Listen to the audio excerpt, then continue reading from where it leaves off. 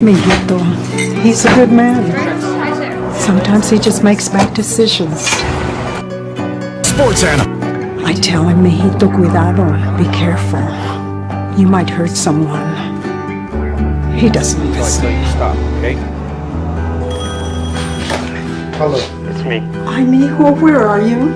Now, just drinking and driving.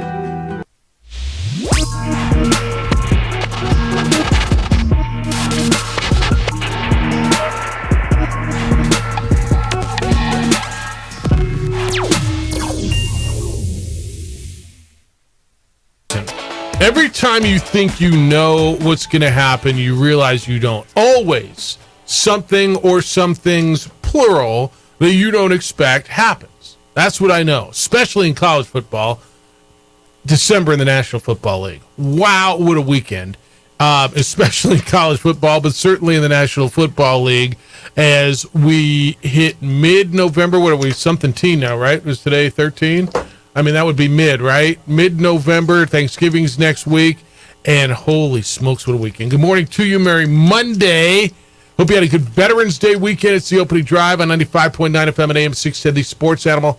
Jeff Symbieta, JJ Buck, DC, how are we? What it do? You living all right? All right. What's going on back there? You got a big Broncos game tonight. Did tap Javonte, keep him, out of the end zone, slow him down because Tyler Boyd dropped the ball. But other than that, go get it, boys. Go get it. Huge game. Yeah, it's, for who? For both, really. I mean, let's be honest. It's really big for the Bills. This is get well for the Bills today. It could be a get well for the Broncos, too. It could be. I'm not sure I see that, but we'll see. I got a million places to start. Danny Gonzalez is going to be with us coming up at 8 o'clock. We'll talk about the Lobo loss, 42-14. Can we start in the NFL? Because that was yesterday, and then we'll go back into the college weekend and every high school stuff and everything else. The Giants' offense is the worst offense I think I've ever seen in the NFL. Cowboys beat them 49-17. They beat them last time 40-0 or whatever. How do you get to the point in the NFL where you can't have your quarterback take snaps in big situations? You got to snap it to Saquon Barkley. That your quarterback can't throw the ball down the field. Okay, I get it. You're down to Danny DeVito or what's his first name? Tommy DeVito. How do you get to that point in the NFL? There's so many quarterbacks out there, it feels like. Is there? But it feels like, right? Every year there's 5 quarterbacks in the first round or 4 quarterbacks in the first round, and there's guys floating around. How does it get that bad? It gets that bad when it's after the trade deadline. Yeah. And it's week 10 of the NFL season. Okay. So who I'm with you. It was terrible. It was bad football. Dallas had more points than the Giants did total offense at one point in that game. It's just unbelievable to me watching that. Can Trevor Siemian walk across the hallway? I mean, please, can we borrow your quarterback? It's like in youth sports. Hey, we don't have enough guys. Can we use a few years? Because look at how many starters we're down right now in the NFL. And then to be looking at, all right, backups to the backups. All right, so I'm looking at how many starters were down in the NFL. And I'm watching Zach Wilson. Granted, they didn't score any points, but he moves the ball down the field. I'm watching Joshua Dobbs on his third freaking team do it. Remember when Joshua Dobbs got traded from the Browns at the end of preseason? Remember that? Mm-hmm. It was like, oh, my God, whatever. Oh, the Cardinals are tanking because they're starting Joshua Dobbs instead of Colt McCoy. Do you remember that conversation? Because that was real. Now, they knew that Joshua Dobbs was better than Colt McCoy, but somehow, oh, my goodness, how can that happen, right? They still only won one game. They did, but now look what that dude's doing. Okay, that guy shows up. I mean, Desmond Ridder and Taylor Heineke are both. How do you not have a quarterback that can move it, can take a snap and throw the ball 5 yards, 10 yards down the field? It's astonishing to me. It's such a bad watch, and I love the game. But I'm glad we didn't have to watch that all day. Really good stuff, though, yesterday. Really good stuff. Browns-Ravens. Are you? Was that Deshaun Watson announcing his arrival yesterday? Because he wasn't good in the first half. No, it's both. Well, how can it be both? It's the Ravens can't lose that game at home. When you're up 14 points. 100%. In the fourth quarter. And Deshaun Watson was really good after halftime. A terrible first half. A pick 6 to start the game. Completed, 6 of 20 passes in the first half. And there's just moments with Baltimore where they're hard to figure out. Like that If there's anyone that you wanted to close out a game in a fourth quarter at 14 points, you're like, yeah, it's the Ravens. They'll get it done. Run the ball. Yeah. Multiple options. And hardly. Browns defense is like, nah, you're not going to really do this to us right now. And, oh, by the way, we're going to shock you. I just, that one was stunning. The Texans, Bengals. I just, wow. He does it again. Now Tyler Boyd's got to catch that ball, right? Joe Burrow led his team down the field and did everything he can. Tyler put it right on Tyler Boyd, and Tyler Boyd dropped the football in the end zone, right? And guys drop balls, and it happens, and it's hard. And if it was easy, everybody would do it, and I understand it. But you're a pro receiver, receive the ball. Joe Burrow put it right there. They kicked the field goal. And your guy, C.J. Stroud, is tremendous. Another 350-plus last night or yesterday for the rookie. Another winning drive. And another win for the Texans. And by the way, the Texans are legit for a playoff spot now. I'm not certain they're going to get it. Yesterday or last week, the DCU asked pretenders or contenders on them. And I figured, well, they're not going to get into the playoffs because who are they getting in instead of? They'd have to get in instead of somebody in the AFC North. And meanwhile, the AFC North, except for the Ravens, the team at the top, all continued to win yesterday, right? Well, no, Cincinnati didn't. Pittsburgh and Cleveland. By the way, Pittsburgh. I mean, every week, just what? They're 6-3, and you think they're the worst team in the league in that division. C.J. Stroud amazes me. I so enjoy watching that young man. I don't know where you are on that, but it's amazing to me. A road win at Cincinnati, a team that stormed back and everyone is believing in them, and for what Houston was able to do, it's deserved the conversation that started. It's deserved what you're going to hear about C.J. Stroud being in the MVP conversation because he's made that offense look unbelievable. Their number one wide receiver was not playing yesterday, and it did not look like that at all. Because he's got so many places to spread the ball around, and he does it so well. Lions go to L.A., beat the Chargers. Big win for them. Chargers, I mean, points galore.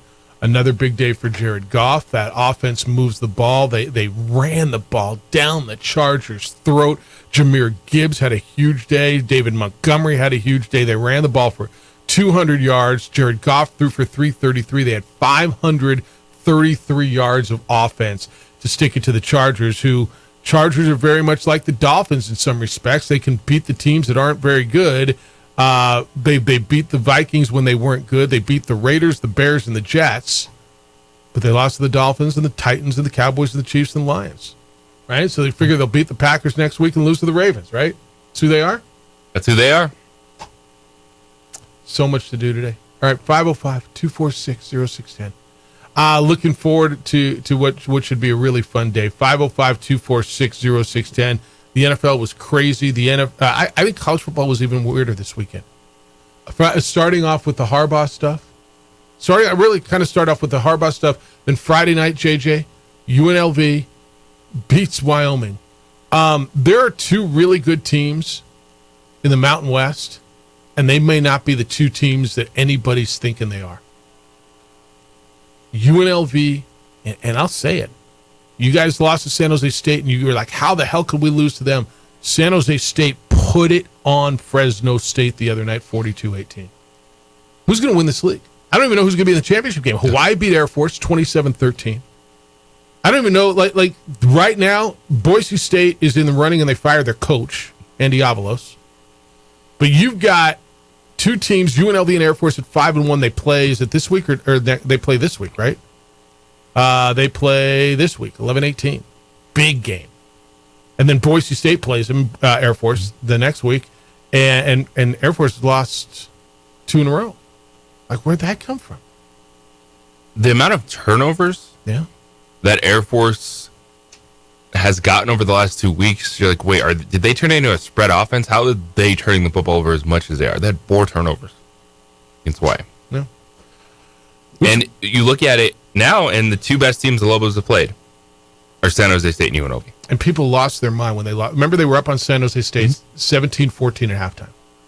And San Jose State scored 35 points in a row, right? And just put it on them. And that was it. I can't take it anymore. And then they lose to UNLV. Those honestly may be the two best teams in the league. And Boise State feels like they're pretty good, although they fired. Were you surprised they fired Andy Avalos on Sunday? I absolutely was. Yes. Yeah, I absolutely was. Win 42-14. You still have a chance based on the schedule. Things break your way. And Boise was done. If they win their last two, that would mean they beat Air Force. They would end up as a 2-loss team if UNLV, I don't know who has the tiebreaker between them and UNLV. Fresno State's got the tiebreaker on them. Air Force would have 2 losses. They'd have the tiebreaker on Air Force. But and by the way, San Jose State's right there to play for a conference championship. San Jose State plays San Diego State. And who would have thought maybe the best game of the year in this league would be the last game of the year, UNLV hosting San Jose State? Who would have thunk that, right? But that very well could be. The Mountain West has become crazy. We'll get into college football because there's a lot to do. Aggies win their 6th in a row and are in the Conference USA Championship game. If you're going to Lynchburg, you can buy your tickets and book your flight.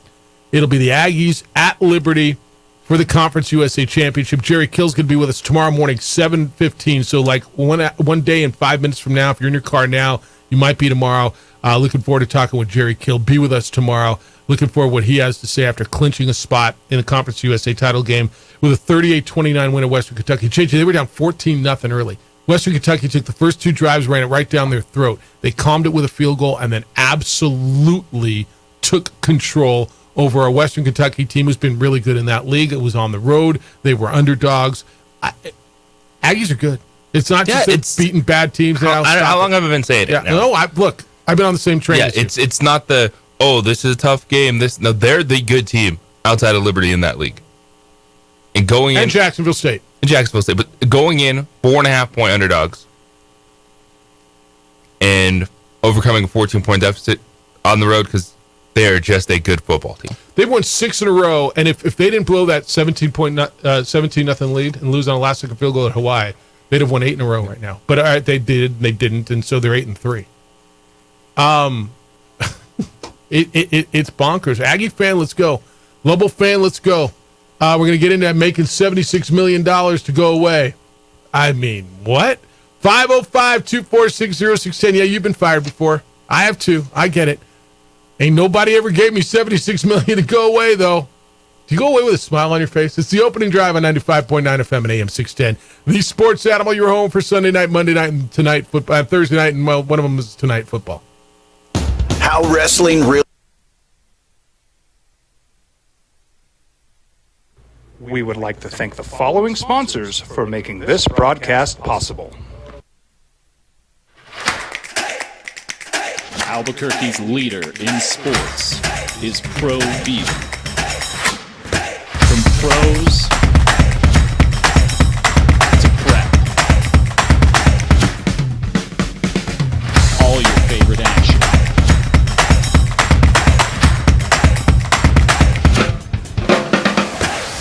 All your favorite talk shows.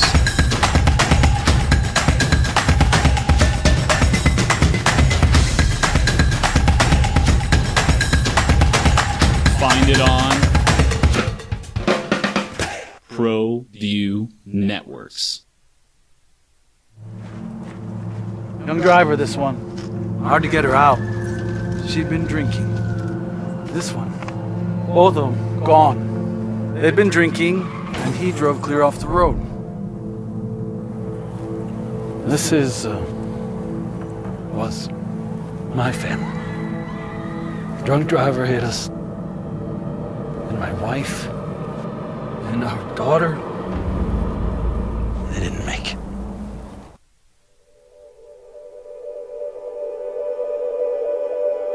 We aren't all born with the same opportunities. But it's the people who care that change everything. Get ready, Spout, get ready! My coach. My teacher. My older sisters. My grandma. My brother. My tutor. My dad and my mom. As Mexicans, it's up to all of us to do our part. So that no child goes without love. And no family has to do it all on their own. They're all our children. Every single person is called to make a difference in the life of a child. It's up to all of us to do our part. To pull together. Pull together. Pull together. To make New Mexico the best place to be a kid.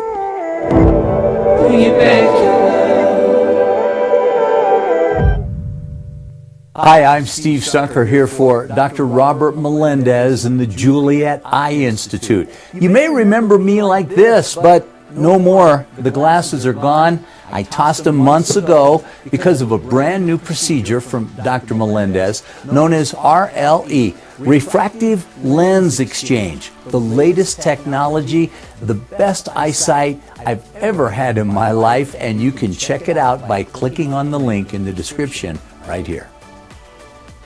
If you're drunk, blasted, intoxicated, Ripped, plastered, destroyed, bruh. If you're like this, you shouldn't be driving. We here at Clark's Pet Emporium welcome you to bring in your pets. We know that having your pet with you makes the experience of shopping for them even better.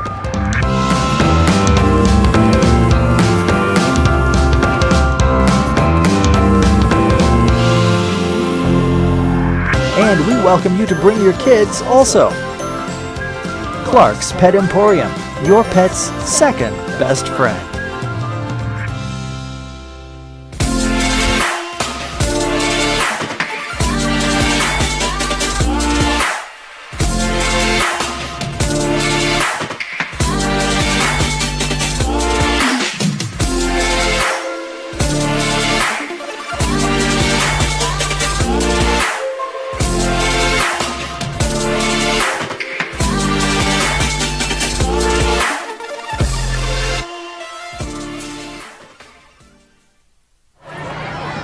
Hey, look! It's Dwight Goodman! Boom!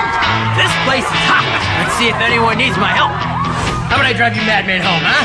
I got this, Dwight. I'm the designated driver. Boom. Sweet. Does anyone need Dwight's help getting home tonight? No thanks, Romeo. I've got a taxi all lined up. Drive safe, Dwight. Boom! Boom! These days, it's important to know people and businesses you can trust. There's a lot of places where you can buy a vehicle, but there's only a few local dealerships where you'll find honest people who have your best interests in mind. And Fiesta Kia is one of them. We've been helping our neighbors save money and drive dependable cars for years, and we'd love to help you. With new Kias arriving daily, you'll love our selection and the peace of mind you'll get driving a Kia from Fiesta. So stop by and see us today at Fiesta Kia on Lomas, or just start driving now at fiestakia.com.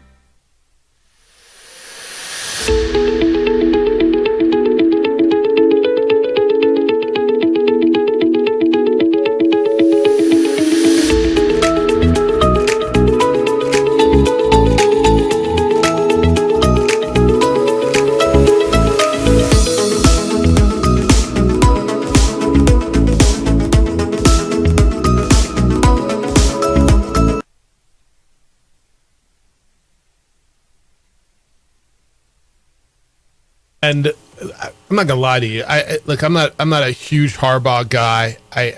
It sounds like what he did was cheating. It sounds like the evidence is there.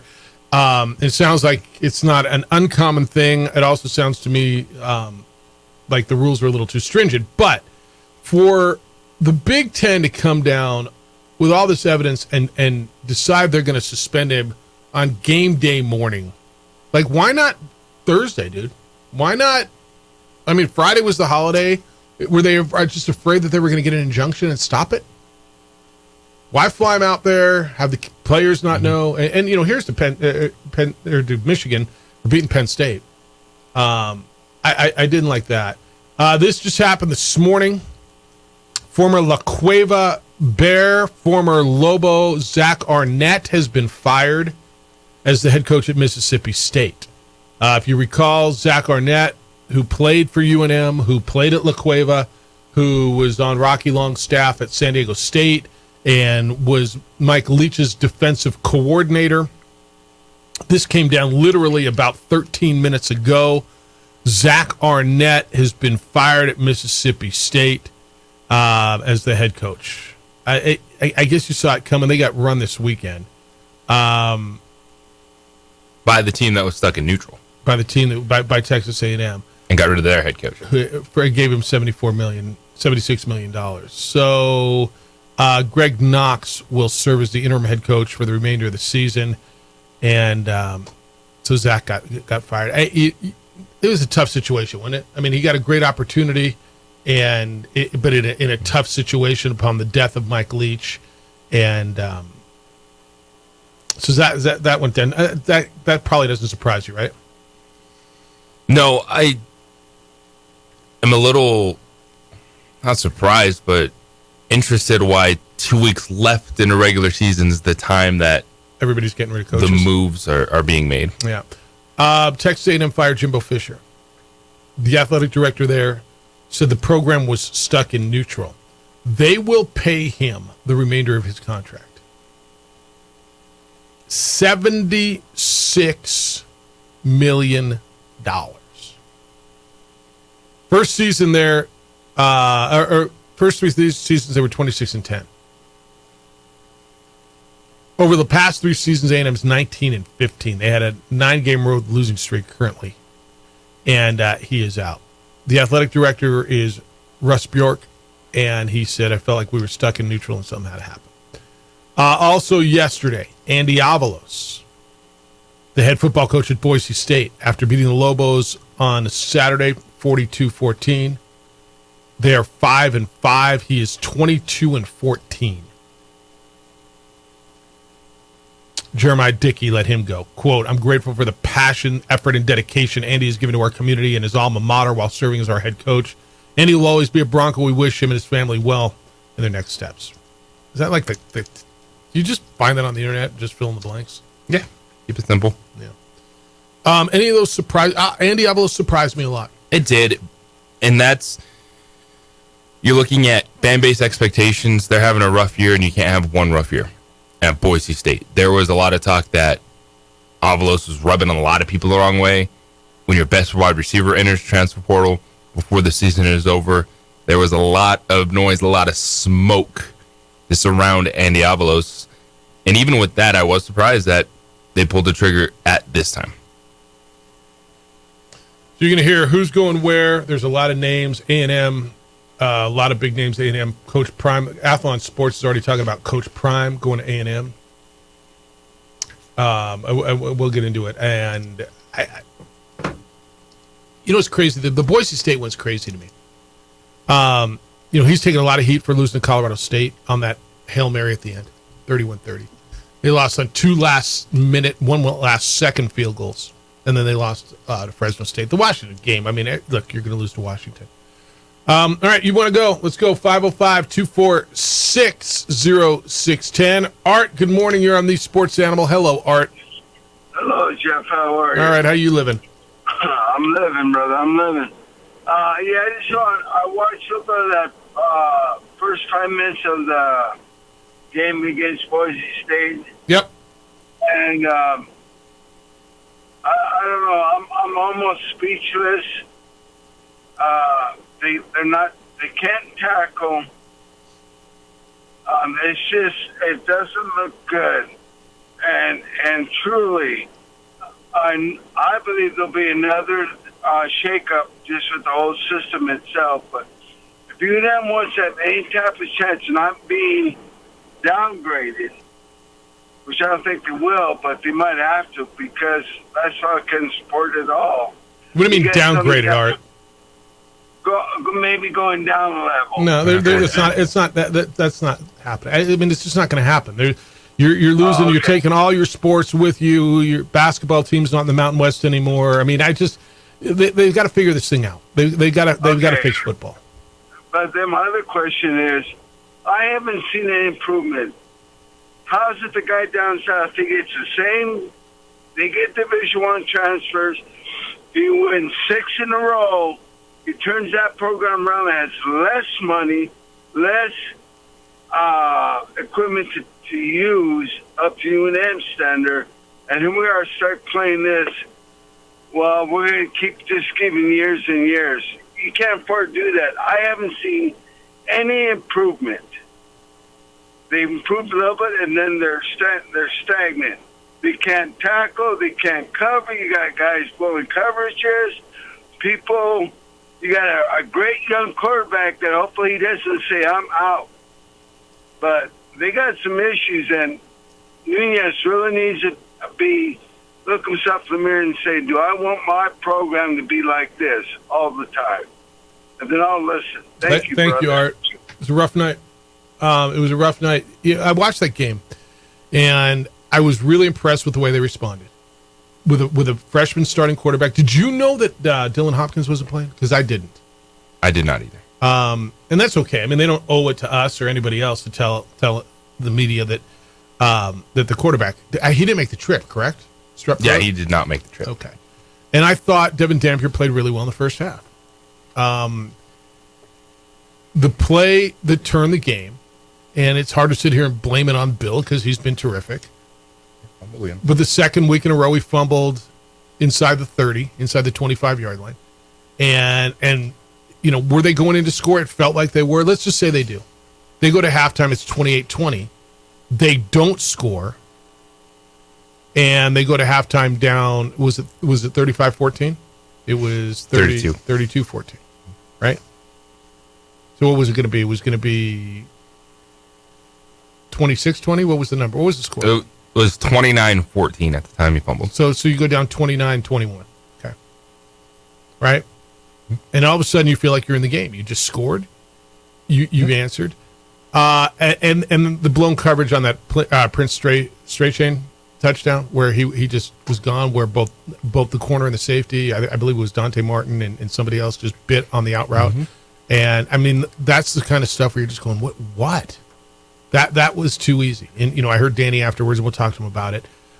He just said, you know, we can't let him go. I mean, it's a blown coverage, and, you know, players make plays, and I know they're being coached to not do that. But I don't know where you felt, you know, when they were driving on that drive after they answered, right?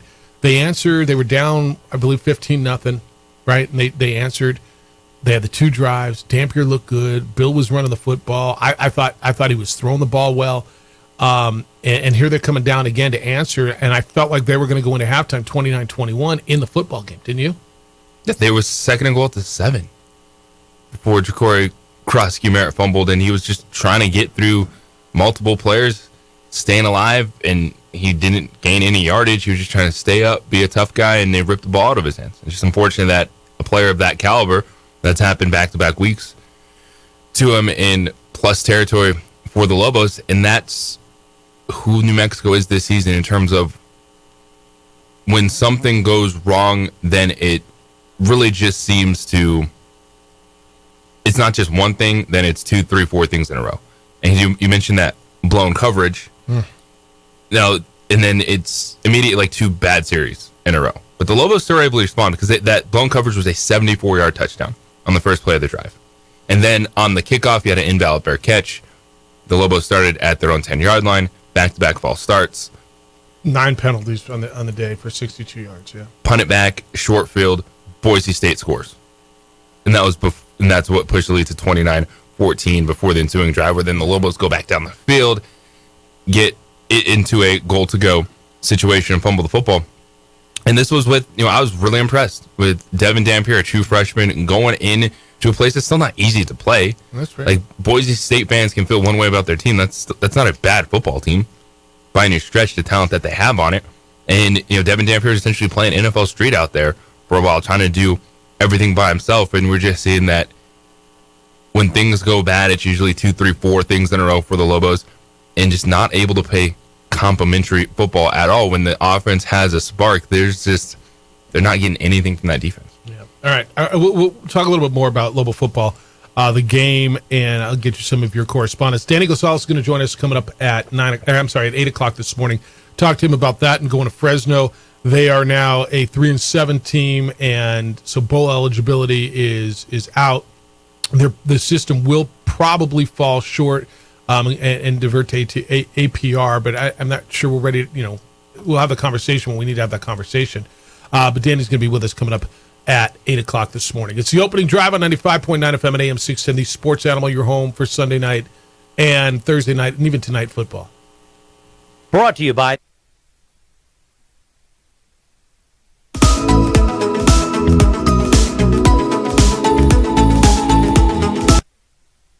We would like to thank the following sponsors for making this broadcast possible.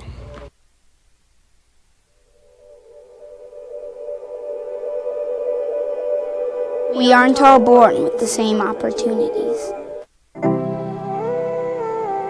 But it's the people who care that change everything. Get ready, Spout, get ready! My coach, my teacher, my older sisters, my grandma, my brother, my tutor, my dad, and my mom. As Mexicans, it's up to all of us to do our part. So that no child goes without love. And no family has to do it all on their own. They're all our children. Every single person is called to make a difference in the life of a child. It's up to all of us to do our part. To pull together. Pull together. Pull together. To make New Mexico the best place to be a kid.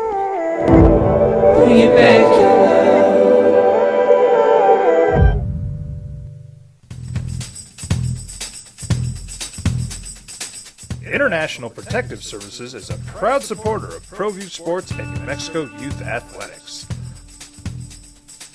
IPS provides residential and commercial security services in the Albuquerque metro area.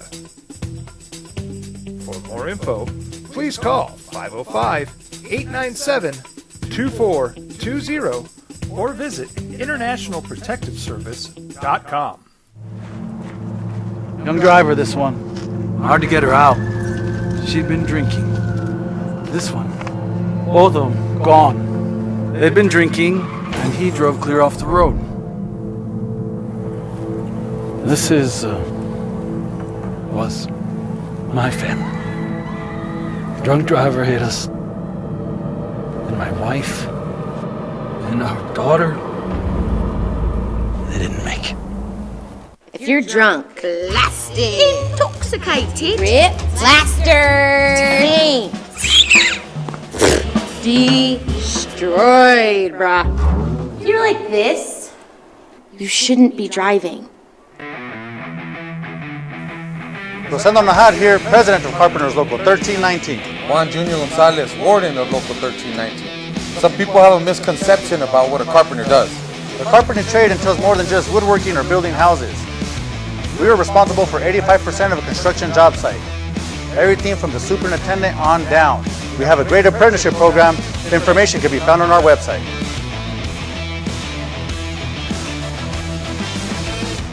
Here at Clark's Pets, we understand your pets.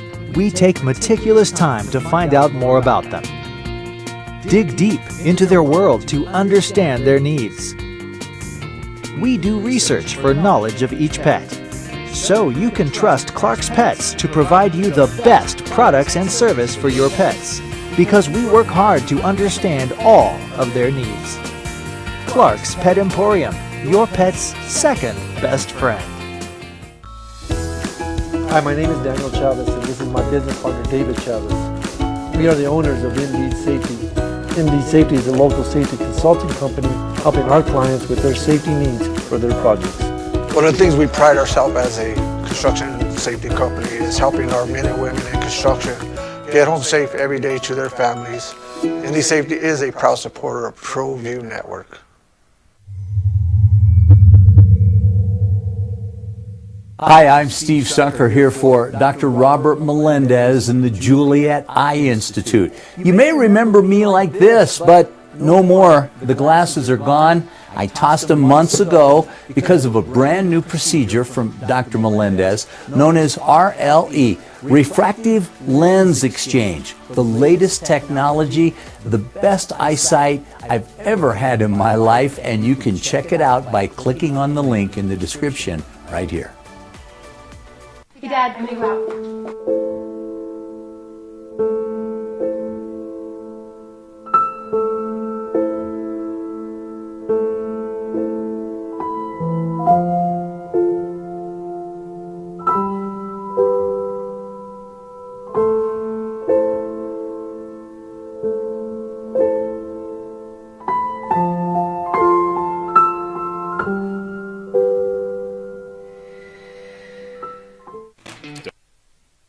And the sports animal.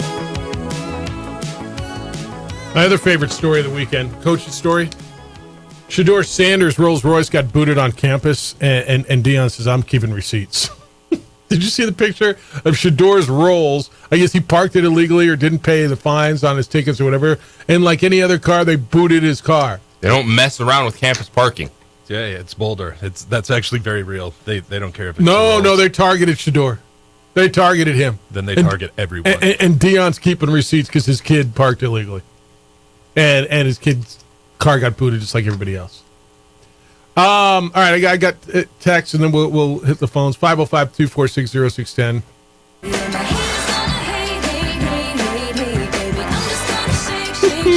Is that live from Buenos Aires? Buenos Aires. Hater line. I think it's the same number that always hates on New Mexico State, who's 8-3 and 6-1 in conference and won 6 in a row and beat the Lobos that are playing for a conference championship. Hey, yeah, finally won over a 500 Wesleyan Kentucky team. Well done, well done. Auburn may cancel now. From the hate line, by the way. How do you feel about that? I know. Grasping at straws. Yeah. And when Auburn beats them this weekend, are people going to go, I told you they're no good? Right? I mean, that's just bitter, jealous Lobo fan. Look, I get it, man. Look, is their league as good as yours? It is not. There is no San Jose State, UNLV, Fresno State, Boise State, although Jacksonville State and Liberty are pretty good. Mm-hmm. Okay? And I think Western Kentucky is as good as the middle of your league, don't you? Like, if the Lobos played Western Kentucky, who would win? Be a hell of a game, right? If Nevada played Western Kentucky, if San Diego State did, boy, the Aztecs are struggling. What's the middle of this league? Wyoming right now? Who's the Wyoming, middle? Utah State. All right. If they played Western Kentucky, right? It's a hell of a game. And all I know is, man, they got in the league. It's their first year in the league, and they're 8-3. All right. 505-246-0610. 888-922-0610. You've got them coming in. Lobos get beat 42-14. Rudy, good morning. You're on the Sports Animal. Hi, Rudy. Good morning. Hey, it's Michigan versus everybody. I'm just going to say it this way. I don't know what Commissioner Petitti was thinking, but to wait until Veterans Day, when all the courts are closed, to wait until Harbaugh's in midair to announce a suspension, that's what scumbags do. And frankly, I am all on board with the Michigan Board of Regents exploring leaving the Big Ten, because that's just unacceptable. There's a thing called due process. That's what this country is founded on. That's what everybody does. And there is absolutely no reason except that somebody got in his ear and said, we got to do this. And now, I don't know, but I suspect it's Ohio State in collusion with other Big Ten teams. And do you know who Biff Poggi is? He's the coach at Charlotte. Yeah. Did you see his meme that he posted on Facebook? And he used to coach with Harbaugh, right? He was Harbaugh's assistant head coach for 3 years before he took the job at Charlotte. And he came out swinging, and he said, I've been quiet on the Michigan situation, but no longer. I was closer to Jim Harbaugh over the last 3 years than anyone except his wife and kids. If Jim knew, I would have known. I didn't know, neither did he. I stake my reputation on it. Stop whining and get a better team. Wow. Now, if you watched the game and you saw Blake Corum afterwards, that's what a warrior looks like. That kid was beat up, and he still they ran the ball right down Penn State's throat. Yeah, they did. They passed one pass the second half, and it was pass interference. And then the rest were runs. Now, Jeff, if you know that they're going to run the football every time, you ought to be able to stop it, right? Not if they're better than you. I mean, no. No, that's right. And Michigan is the best team. After watching Georgia, after watching all the teams and spending time on this, I really think this is the year. Yeah. Now, anything can happen, but we're going to get to find out. This is the year for Michigan. Yeah. All right, man. No, I appreciate you. Yeah. And then there's the other side of it. I got a text the other day. Michigan can bleep all the way off, dude. Acting like them cheating is adversity. LOL. So like, where's there any accountability? That's just my thing with this. Do I think Jim Harbaugh should never be allowed to coach again or doesn't deserve to coach the Michigan football team? No, but like every time a rule is broken, everyone just complains about the rule instead of the people that broke the rule. Like, oh, these are so antiquated rules. Then change them in the offseason. Yeah, but they're rules and you have to abide by them. Yeah, no, I agree with that. Like, I'm not saying that it's the death penalty for your football team, but no one takes accountability, and everyone's okay with that. I will tell you this. The Big Ten did bleep this up. Yeah. Okay. That feels like a calculated move. No, it does. It does. Now, I'm a little bit over the world against us, like Rudy just said. The dude didn't die, and they were acting like. Well, there's been a lot bigger adversity than you got caught cheating and your coach got suspended. Now, the way the Big Ten did this is garbage. To do it while they're in the air or what was it, Friday night and like if you had all this evidence, they knew Friday was Veterans Day, and so the courts were closed, and they couldn't get an injunction, and it was very calculated. If you had all this evidence, why not Wednesday or Thursday? This was very calculated, and it's interesting that it's just for the regular season, so it's just for the next 3 games, unless they get some sort of an appeal in the Big Ten. Everybody's going to get together this week. But I'm sorry, like this isn't some trumped up charge. By every account, I don't even hear them saying we didn't do it. Do you? They broke the rules, and I'm struggling. No, everything is just about Jim didn't know. Yeah, but he's the head coach, man. So do you want to suspend the guy in costume and the equipment manager and the scouting director? This goes back to, well, coach didn't know that they were throwing parties with hookers for recruits. Yeah. If it ends up just all right, your coach is suspended the rest of the regular season. Like an institutional fine, maybe. Like, do you think nothing should happen to Michigan? Like, these guys are acting. So what should happen? Like, I know who should take the brunt. The players are taking the brunt in some respect. Well, we're getting rid of the coach. And by the way, what's crazy about it is he's not suspended. He's just not allowed to coach games. Yes. He's allowed to coach all week. He's allowed to game plan. He's allowed to be there at practice. He's allowed to be on the team plane. He's just not allowed to be on the sidelines. So I'm not super sympathetic to Michigan on this. That the world's against us, and I know Rudy's got a degree from there, and I appreciate that. I think the way the Big Ten handled this is so horrible. I just think it's disgusting the way they've done it. And I think Tony Petitti, who has been on the job for a minute, has got so much pressure from everybody else in that league that you've got to do something, that he's doing something relatively unprecedented. I don't even think it's relatively. I hate the way they did it, but I can't get on board with the whole, well, we got caught cheating and it's us against the world. Everybody else does it. No, dude, you got caught. And you got caught with a clown on the sidelines wearing the other guy's gear. And you guys were, by every account, using electronics and videoing it. And I mean, come on, man. Well, they were stealing our signs. They were trading our signs back and forth. It might be true. You got caught, man. Now, do I think the way the Big Ten's handling it, I think it's garbage. I do. But I'm just struggling with us. But good for them, right? They can use it as a point, and the world's against us, and free Jim Harbaugh like they yelled at the hockey game, and yeah, use it. Danny Gonzalez coming up in about 17 minutes. The Lobo football coach going to be with us, and we'll talk about last week's game on the Blue, 42-14, where it swung. Moving forward, we'll get you an update on the quarterback situation. Dylan Hopkins, when they knew their starting quarterback wasn't going to be able to make the trip, how he thought his true freshman quarterback played, and what do we do going forward now at the quarterback position with 2 games left on the schedule and a 3-7 record. So Danny's going to be with us coming up at 8 o'clock this morning. You got a right to protect yourself and your property. That's why I call Aaron Jones and IPS. It's another layer of protection for many homes and businesses throughout the Albuquerque area. Property crime is an issue. You know that officer shortage is a real thing. And this is another layer of protection. It is affordable private security. Look, criminals don't care about laws. So IPS is committed to stop them from targeting your home and business all around the Albuquerque area. They've got highly trained armed guards who respond to alarms in usually 7 minutes or less. Police are overwhelmed. They don't react. They can't until it's way too late. Call them at 505-897-2420. 505-897-2420, or you can go online at ipsglobal.com. IPS, passionate about making Albuquerque a better and a safer place to live and work.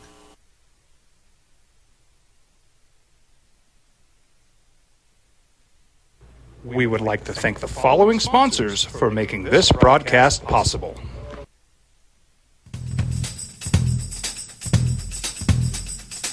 International Protective Services is a proud supporter of ProView Sports and New Mexico Youth Athletics. IPS provides residential and commercial security services in the Albuquerque metro area. For more info, please call 505-897-2420 or visit internationalprotectiveservice.com. If you're drunk, blasted, intoxicated, ripped, plastered, destroyed, bruh. If you're like this, you shouldn't be driving. Albuquerque's leader in sports is ProView. From pros to prep. All your favorite action.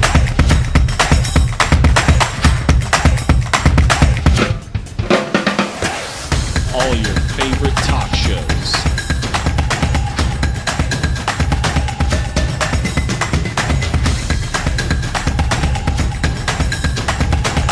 Find it on ProView Networks.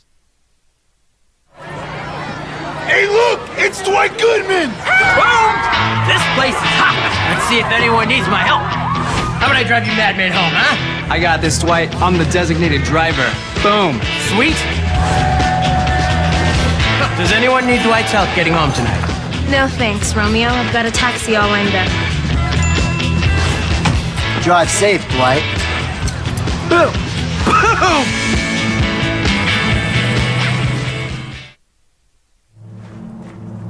Young driver, this one. Hard to get her out. She'd been drinking. This one.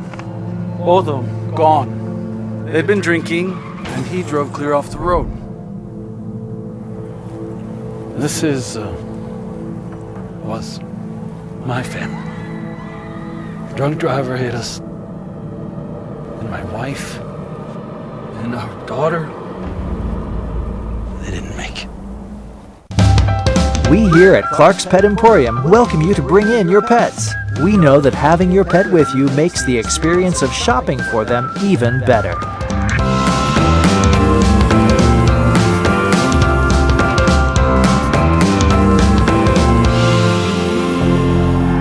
And we welcome you to bring your kids also. Clark's Pet Emporium, your pet's second best friend. Hi, I'm Steve Stucker here for Dr. Robert Melendez and the Juliet Eye Institute. You may remember me like this, but no more. The glasses are gone. I tossed them months ago because of a brand new procedure from Dr. Melendez known as RLE, Refractive Lens Exchange. The latest technology, the best eyesight I've ever had in my life, and you can check it out by clicking on the link in the description right here.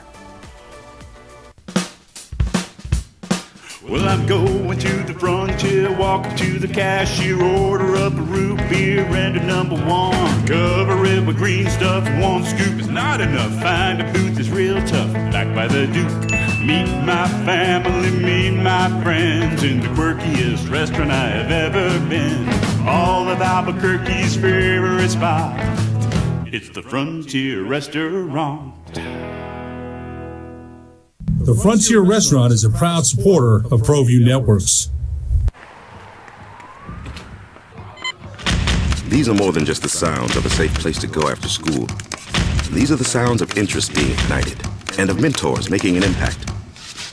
At Boys and Girls Clubs, we don't do just one thing. We do whatever it takes to meet the needs of every kid who comes through those doors.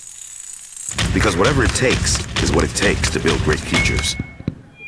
Great futures start here. Don't sacrifice quality and flavor when you're in a hurry. Golden Pride offers ribs, fried chicken, red and green chili breakfast burritos, and Frontier sweet rolls. 4 great locations, or visit us online at goldenprideabq.com. Golden Pride Barbecue Chicken and Ribs are proud supporters of ProView Sports.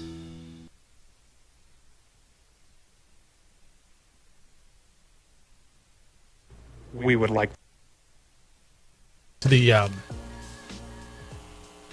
state cross country championships, JJ. What a day, huh? Can I, and we're going to try to get Gianna Raymer on here. 8th grader at Hoover Middle School. She's unbelievable. An 8th grader who she broke 17 in the state cross country championship. It was, James Yoda said, the first girl to ever do that. Broke 17? Broke 17 minutes. Okay. Under 17 minutes. Yeah, sorry. In the, what is the distance? What are they running? It's 5K. Okay. It's 5K. 8th grader. 16:58:01. The runner-up, 19:02. She beat her by more than 2 minutes. She was done before second place got into the stadium. That's how good Gianna Raymer is. It was. She's so special, dude. I told you I saw her at the Metro Championships, and this is the young lady, 8th grader at Hoover Middle School, competes for El Dorado, and was running. And one of the moms was going, "Go, Gianna!" And she just runs so easy and smiling. It's like, I just saw a bunny. It was just so good. But yeah, great day out there. Congratulations to all the champs. Cleveland won boys and girls big school championships. Albuquerque Academy won first place in girls in 4A and second in boys 4A. Los Alamos was the winner there. And my little girl got a blue trophy before she got out of here. She was on a state championship team, and it was a big, big day in our house, dude. Big, That's awesome. big day.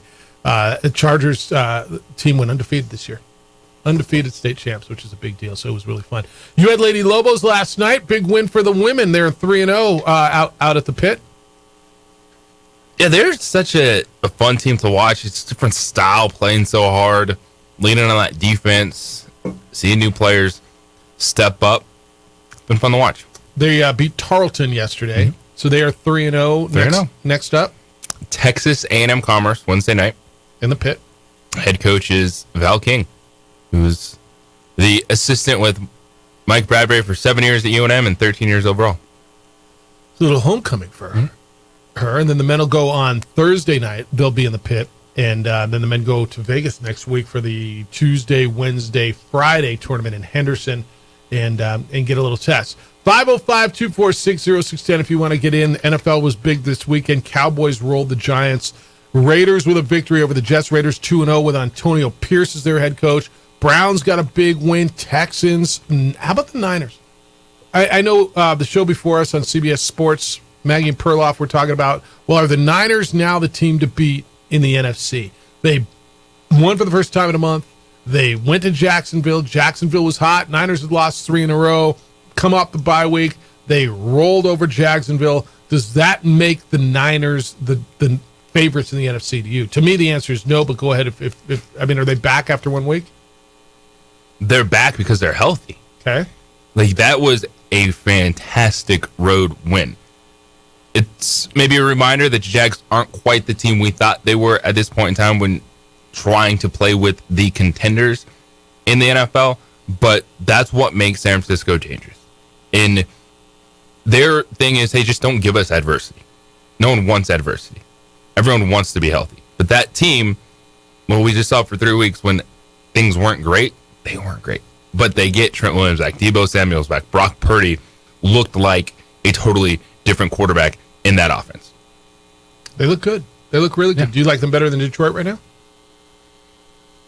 I don't think that there's a big gap between San Francisco and Detroit right now. Do you like them better? Philly? I think Philadelphia is my number one in the NFC. Yeah. And then Detroit, San Francisco, Dallas. Dallas looks nice. nice. Kind of like, it's just week to week. How you feeling? Yeah, you don't want to. You destroyed the Giants. Good for you. Did what you had to do. But they'll get their test again when they see Detroit, when they see Philadelphia again. Yeah, pardon me if I'm not going to overreact to the Dallas beating the hell out of the Giants yesterday. I'm just not. They get the Panthers, Commanders. 89-17. Yeah. The score in 2 games for Dallas over the Giants. And it could have been 150. I mean, if they wanted. The Giants are so bad. The Giants are the worst team in the NFL, right? Yes, they are. Like I mean, they're With just Tommy DeVito playing quarterback. It is the worst offense, and I know I've seen some bad offenses, and you have too. I mean, honestly, am I overreacting if I say that's the worst offense I've seen in the NFL in 20 years? Patriots are up there too. But yeah, I don't know. Oh, Jared. how about Mac Jones throwing that interception at the end, and Grumpy just going your bench and going to Bailey Zappi for the last drive? That was unbelievable. How bad do you have to be to go the whole game and we're in Germany and I'm pulling my backup in to win the game in the last minute 40 because you are so damn bad? And he almost did it. Then he almost did until he didn't, until he threw a horrible ball Until into he double threw his coverage. interception. Yeah. But the Giants' offense is, you guys, I mean, you watched it just like we all did, right? They get an interception. They get the ball deep. They how much total offense? Tommy DeVito threw for 61 yards, 14 for 27, 61. And a lot of it was in garbage time. They ran for 111. So they had 172 yards of offense. And a lot of it was in garbage time. At one point, the Cowboys had 600 yards of offense, dude. I mean, it feels like every year there's 4 or 5 first-round quarterbacks.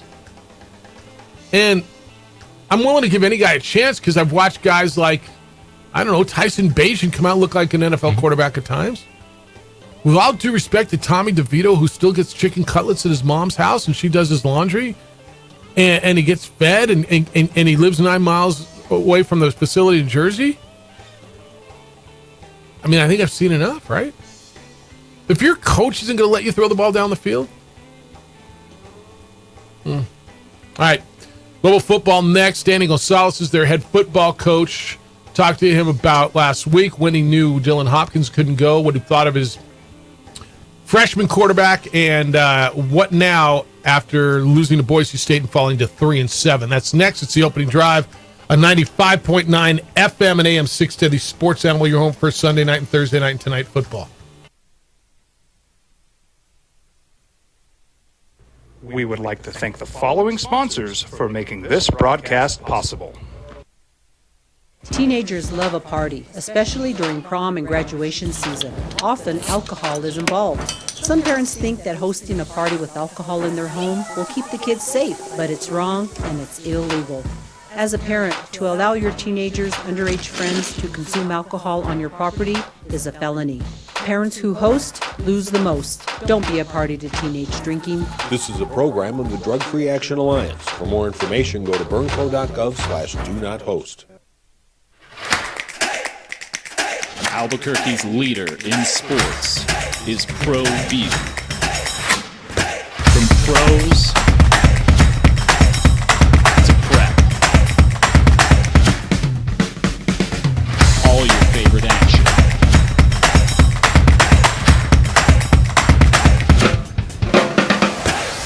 All your favorite talk shows.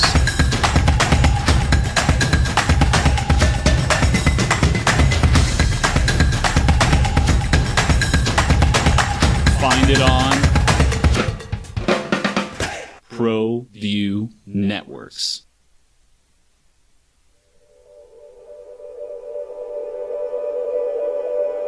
We aren't all born with the same opportunities.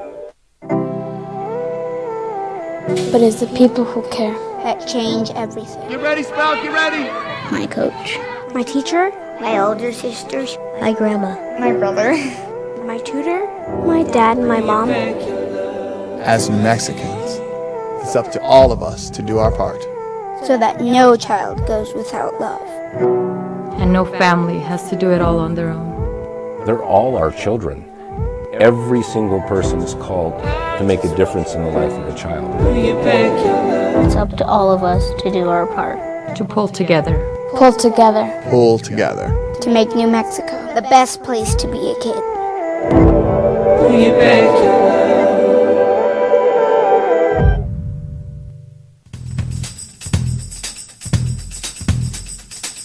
International Protective Services is a proud supporter of ProView Sports and New Mexico Youth Athletics. IPS provides residential and commercial security services in the Albuquerque metro area. For more info, please call 505-897-2420 or visit internationalprotectiveservice.com. ProView Networks would like to thank the following sponsors for making this broadcast possible. Hans Whitler Automotive, German car maintenance and repair in Albuquerque, New Mexico. Call 505-294-7684 or visit HansWhitlerAuto.com. Hi, I'm Steve Stucker here for Dr. Robert Melendez. With three-time New Mexico Sportscaster of the Year, Jeff Symbieta and J.J. Buck. All right, some news this morning. Came down about an hour ago. A good friend of all of ours, former La Cueva star, former Lobo star, Zach Arnett, has been relieved of his duties as head coach at Mississippi State. A guy we all really, really liked so much. Went into such a tough situation. Had a great opportunity when Mike Leach passed away at Mississippi State last year, and Zach was the defensive coordinator. Got the opportunity to be the head coach there, coached them through the bowl game. This morning was relieved of his duties. It's the opening drive on 95.9 FM and AM 610, The Sports Animal. A conversation with Danny Gonzalez is sponsored by the law offices of Rudy Chavez. Where do you turn when you need legal help? Rudy's experienced and really cares. Call Rudy at 505-242-5500 today. Make your legal problems go away.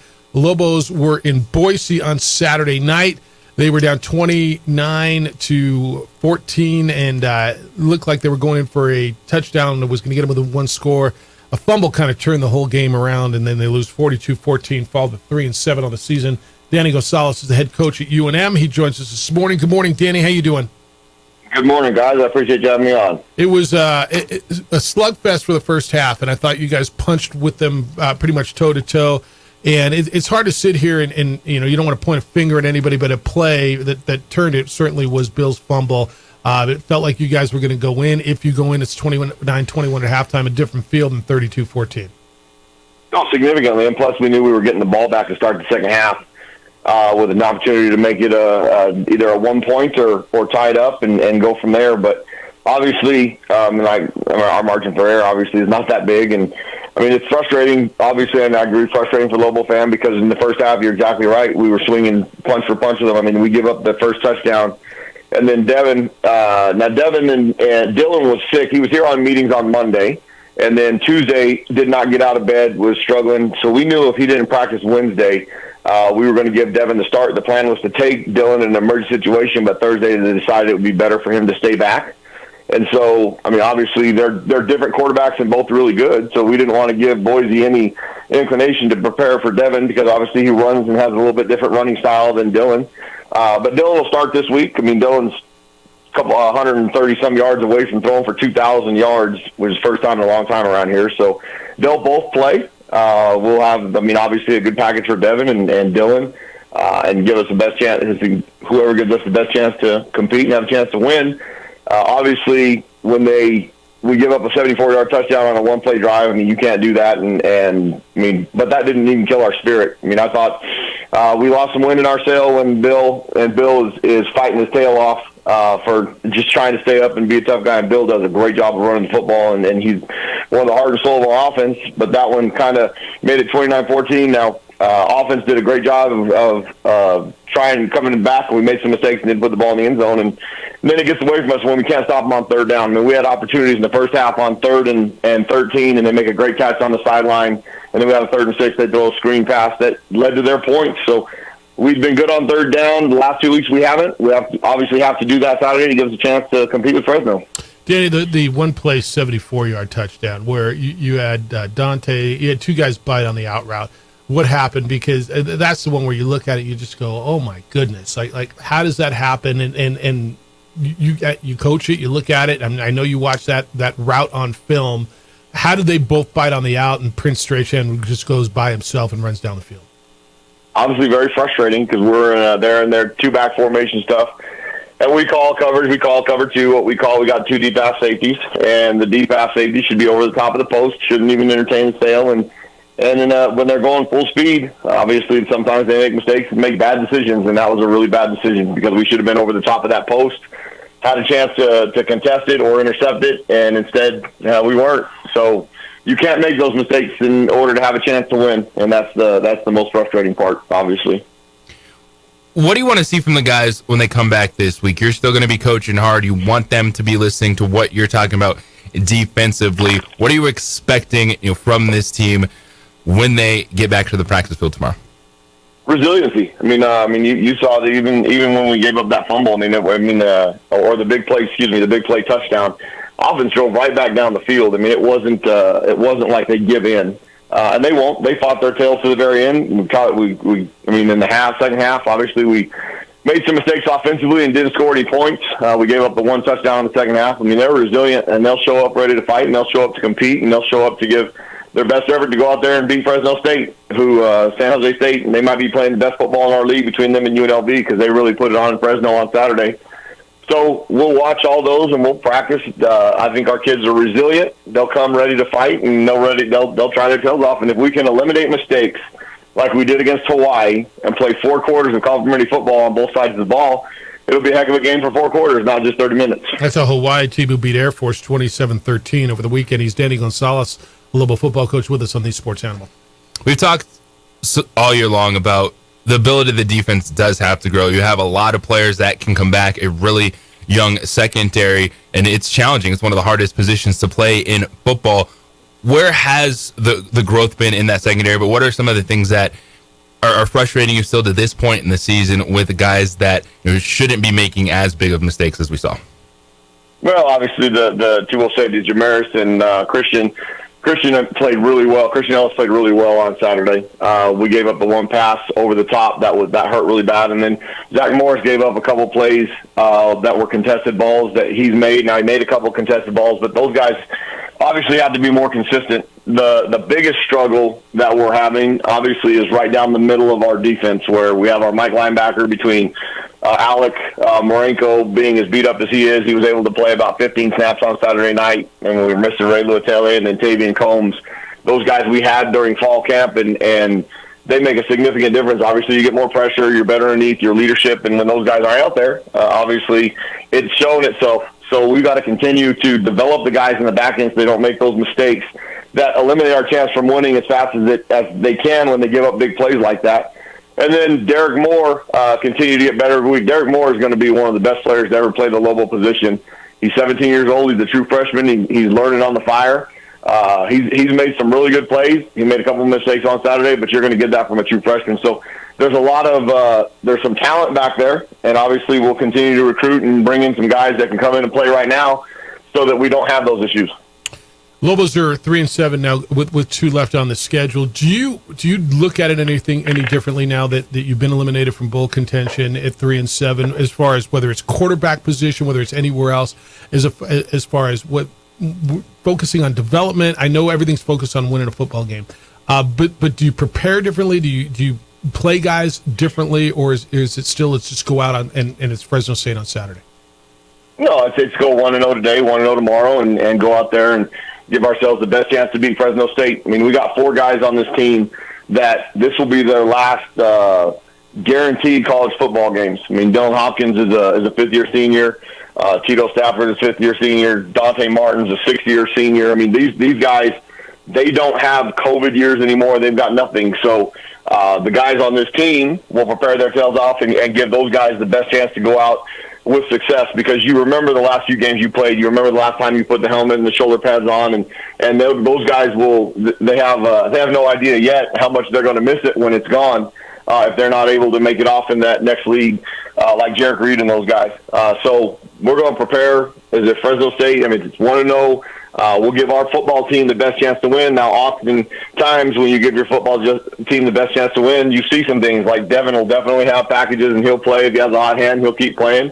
Dylan will start the game. I mean, those things, that's week to week that we do every week. So there's not anything of building for the future. It's 1-0, 1-0, and then we'll go, excuse me, we got a big recruiting weekend set up December 1st through the 3rd where we'll have about 20 guys in town, and then we'll start developing that stuff right then and there. But the focus on this is to win on Saturday. I mean, what are you getting with Fresno State? It's all of a sudden a really desperate football team, and your league has just gotten so shaken up. JJ and I were talking about it. Who thought maybe the biggest game in the league would have been that last game next weekend, UNLV and San Jose State. San Jose State puts it on Fresno State. Hawaii puts it on Air Force, who 2 weeks ago was ranked and undefeated. UNLV's 5-1 and maybe the best team in this league, and Fresno State and Boise State are right there. Boise State's playing for a league championship still and fired their coach. No, absolutely. I mean, like I said, all year long I said it from top to bottom. Anybody on any day in this league, obviously Hawaii, who was down towards the bottom, and Air Force was up towards the top, and Hawaii beat them 27-13.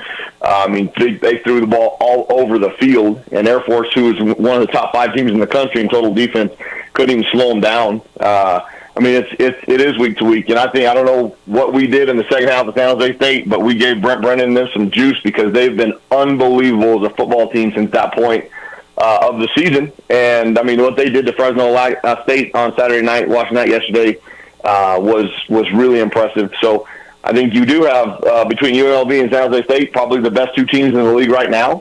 Air Force still is in that conversation at 5-1, but they have to play UNLV. I mean, the schedulers did a great job of picking the teams unknowingly who were going to be competing for the championship down the stretch.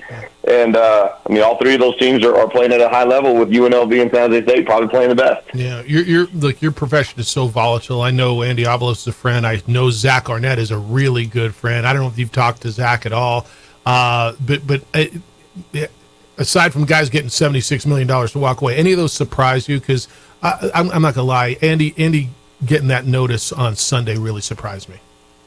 Yeah, I mean, there a lot of those surprises. The one, obviously, I haven't talked to Zach this morning, but obviously that's a significant surprise, being that he's been there. This is the first year, and they have a new AD, and I guess he wants to do whatever he wants to do.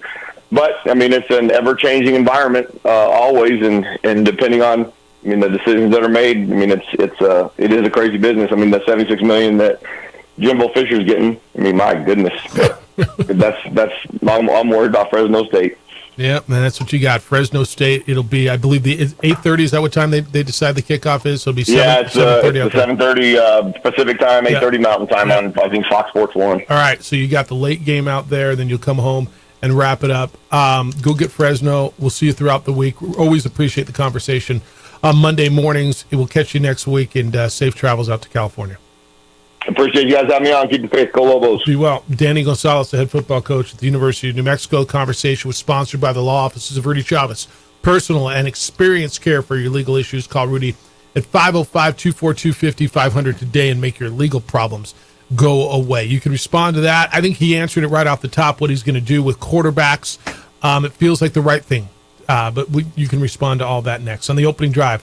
On 95.9 FM and AM 610, the Sports Animal, your home for Sunday night, Monday night, and Thursday night football.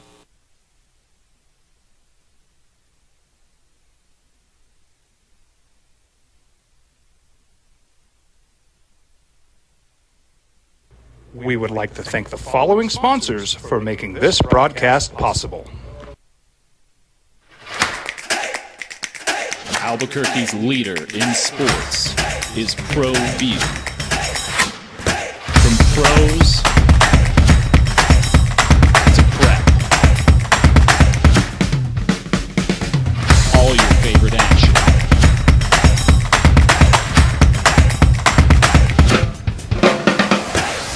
All your favorite talk shows.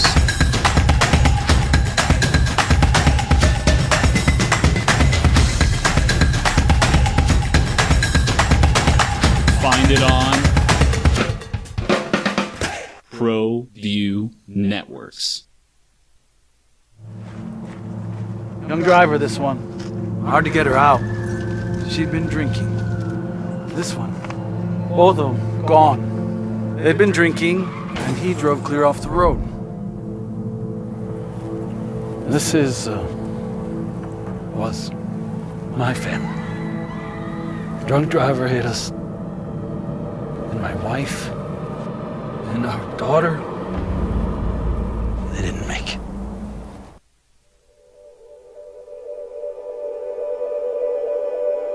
We aren't all born with the same opportunities. but it's the people who care that change everything. Get ready, Spout, get ready!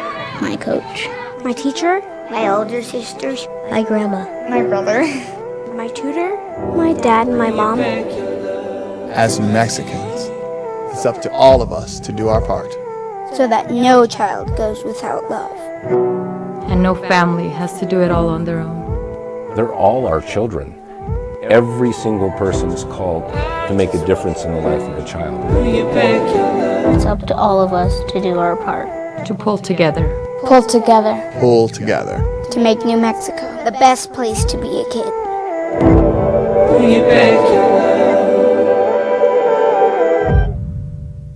Hi, I'm Steve Stucker here for Dr. Robert Melendez and the Juliet Eye Institute. You may remember me like this, but no more. The glasses are gone. I tossed them months ago because of a brand new procedure from Dr. Melendez known as RLE, Refractive Lens Exchange. The latest technology, the best eyesight I've ever had in my life, and you can check it out by clicking on the link in the description right here. If you're drunk, blasted, intoxicated, ripped, plastered,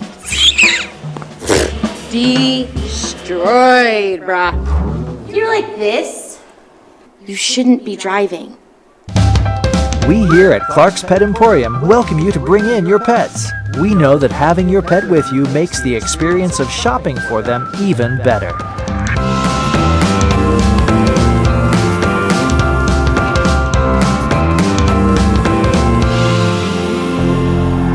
And we welcome you to bring your kids also. Clark's Pet Emporium, your pet's second best friend.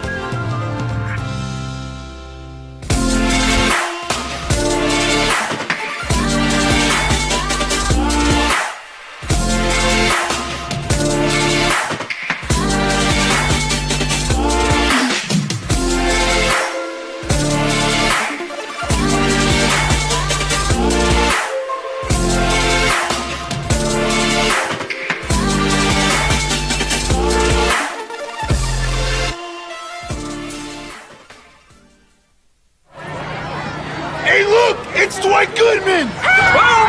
This place is hot. Let's see if anyone needs my help. How about I drive you madman home, huh? I got this, Dwight. I'm the designated driver. Boom. Sweet. Does anyone need Dwight's help getting home tonight? No thanks, Romeo. I've got a taxi all lined up. Drive safe, Dwight. Boom! Boom! These days, it's important to know people in Cuevas star, former Lobo, Zach Arnett, fired by Mississippi State as their head coach. His buyout is between $4 and $5 million. It's not Jimbo Fisher, who beat him this weekend, but Zach gets between $4 and $5 million to go away. I've already got the text. You're already on it. Zach Arnett for defensive coordinator at UNM. I mean, look, I don't hate the idea. I don't know where he's going. I'm going to guess Danny may have already reached out, right? I don't hate that concept. If you can keep Brian Vincent and bring in Zach Arnett, how do you feel about next year? You need quality coaches. Yeah. And that's the thing with the move that was made last week. They wanted to be better on special teams. Your special teams coordinator is relieved of his duties. But it means one less coach. And for programs like UNM that don't have a ton of analysts or assistants everywhere, it's a challenge. So if you can bring in quality coaches in whatever role that may be, that's a positive. Yeah, I don't know. There's going to be a lot of coaching changes. I'm trying to find out if this is right. Let me find it before I just got a text on some more coaching stuff, but I want to find it before I go with it. Hey, what do you think what Danny said about the quarterbacks? Dylan Hopkins is gonna be your starter. He's got 2 games left. He's just 100-something yards short of 2,000 for his career. And if he gives you the best chance to win, you go. I know everybody wants to see Devin Dampier and look for the future. I think you're going to see a pretty good mix of both of them in the last 2 games, don't you? You should. Like, there's no reason to tell Dylan Hopkins in his final 2 games that he can't play football anymore. And it's not one that Devin Dampier not playing 100% of the snaps is not going to make or break who he becomes next season. We see the talent there. We see his athletic ability.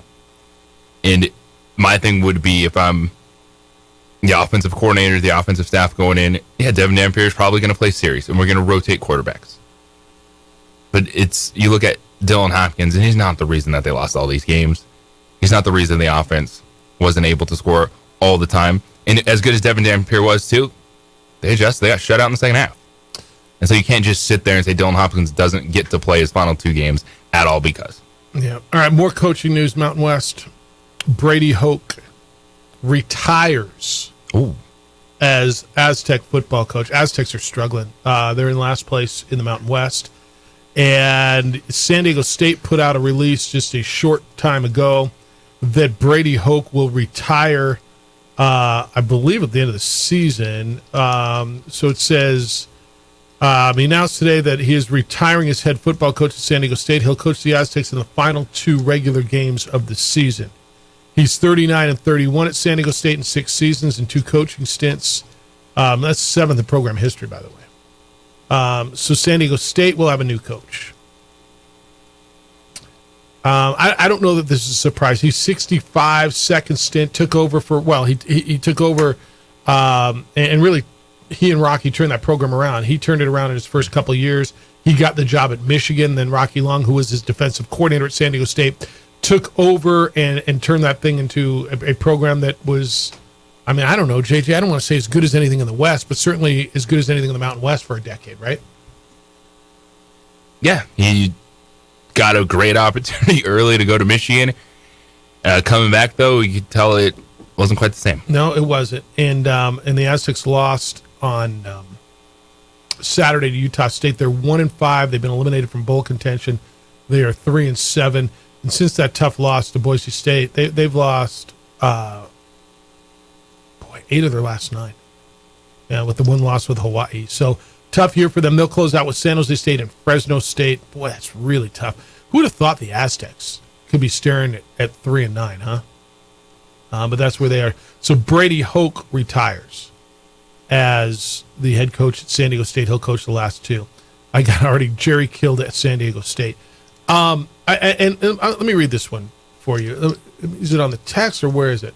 So let me rain on Aggie fans parade, says 0259. Odds on Jerry Kill being back in New Mexico State next year?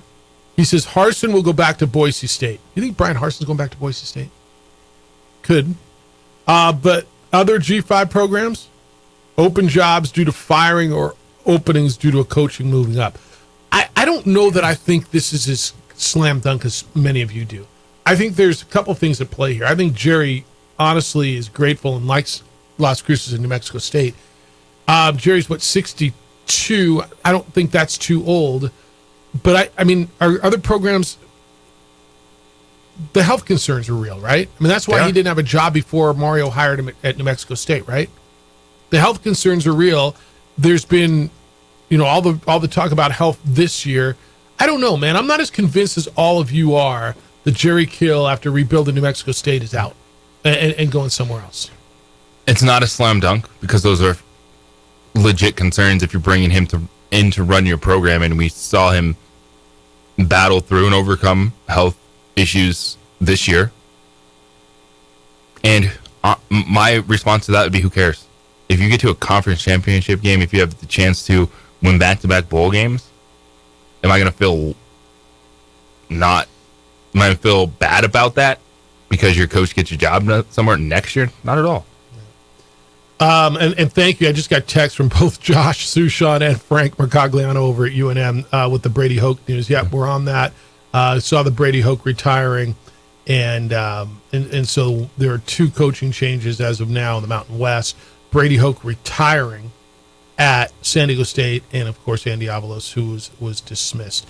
505-246-0610. Marty, good morning. You're on the Sports Animal. Hi, Marty. Hey, guys. A few things. the other day I called. I think you guys might have thought the joke was on you guys. No. What I was saying was I couldn't believe somebody was complaining about ESPN Plus in 2023. Yeah. Well, the audio stream on that Thursday night game was really rough. Yeah. Well, it's all secondary, but maybe it was a good thing. Yeah.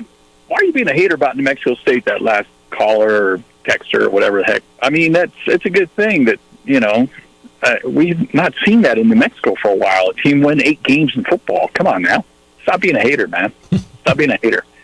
I think Jerry Kill's a great fit. My guess is he's going to probably stay there. We'll see. It's unfortunate also what the Aggies are going through with the basketball thing and the money they're paying out. That's a tough thing. That's a lot of money. I'm sure that they have it set aside, or I'm sure their insurance policy and all that good stuff. That's still a bad look. I don't know, where like Mario Moses' job is in this whole thing. Certainly there's a lot of accountability on his part as well. I think he's gotten a little bit off on that, but we'll see how that goes. And but at least a positive thing has come out of all that, and that's New Mexico State football.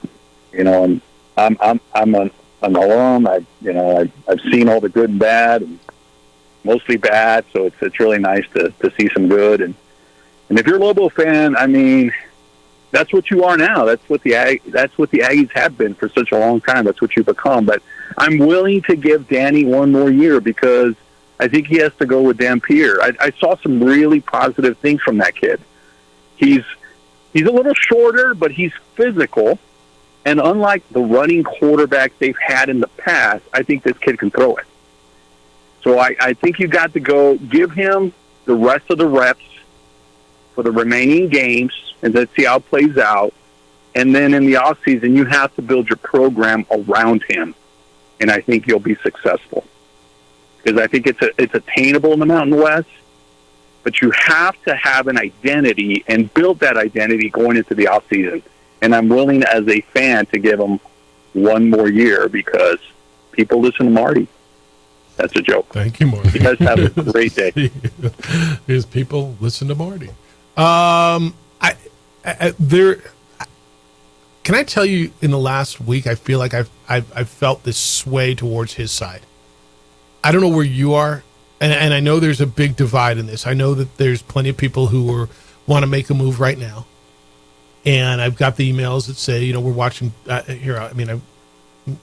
James just said, James is angry. He's seeing the coaches that have destroyed Lobo football get fired in season, but Danny Gonzalez is still on the sidelines. James is angry. Okay. And I've heard, it feels like more people like Marty who say, Danny, I want to see another year. I don't know. Do you feel? I don't feel a sway. Do you that feel there's more people. Okay. Do you feel it weighted the other way? I think it's split. Yeah. When you're 3-7 in the season where there was a bowl guarantee that's not to come to fruition, that it's going to be split. There's still going to be people that want to give Danny Gonzalez an opportunity to build because you saw the moves they made offensively. They're a lot better this year. And if you look at that defense and you just say, all right, these young guys are just taking it on the chin. But they should return most of those guys. There's not a bunch of dudes that I'm worried about bouncing their transporter from that Derek defense Moore? like they were last year. Potentially Derek Moore. Yeah.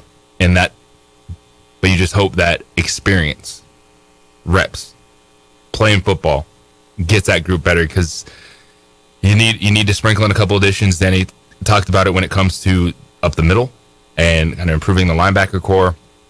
The secondary guys, you just hope that this is a learning experience for them, and as they get older, that unit will get a lot better. I just got a text. Jim says the 3-3-5 defense doesn't work with all the player movement. Do you buy that it's too complex, that it takes years to do that? That it's something that needs cohesiveness, that you've got to be in for a long time? And you can't No, you just need the guys dudes. in. You just need dudes, right? Yeah. All right. 505-246-0610. I've got a bunch of emails that we'll get through on this. We're going to go through it on the NFL too. You got Cowboy fan. You're kind of into this. I want to get into biggest winners and losers of the weekend when we come back. You want to do Red Zone at 9 o'clock, right at the top of the hour? At 9 o'clock, we'll do that, and I'll get you biggest winners and losers and how we did it in 3-for-all as well. It's the opening drive on 95.9 FM and AM 610. The Sports Animal, your home for Sunday night, Monday night, and Thursday night football. This report. We would like to thank the following sponsors for making this broadcast possible.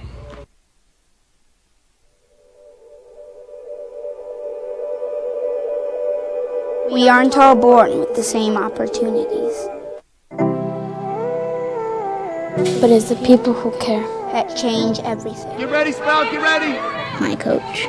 My teacher. My older sisters. My grandma. My brother. My tutor. My dad and my mom. As Mexicans, it's up to all of us to do our part. So that no child goes without love. And no family has to do it all on their own. They're all our children. Every single person is called to make a difference in the life of a child. It's up to all of us to do our part. To pull together. Pull together. Pull together. To make New Mexico the best place to be a kid.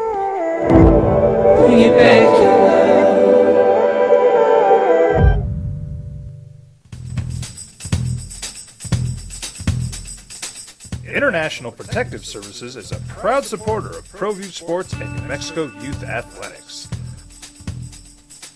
IPS provides residential and commercial security services in the Albuquerque metro area. For more info, please call 505-897-2420 or visit internationalprotectiveservice.com. Young driver, this one. Hard to get her out. She'd been drinking. This one. Both of them gone. They'd been drinking, and he drove clear off the road. This was my family. Drunk driver hit us. And my wife and our daughter, they didn't make it. If you're drunk, blasted, intoxicated, ripped, plastered, destroyed, bruh. If you're like this, you shouldn't be driving. Rosendo Najar here, president of Carpenters Local 1319.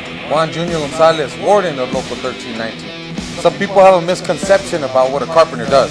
The carpentry trade entails more than just woodworking or building houses. We are responsible for 85% of a construction job site.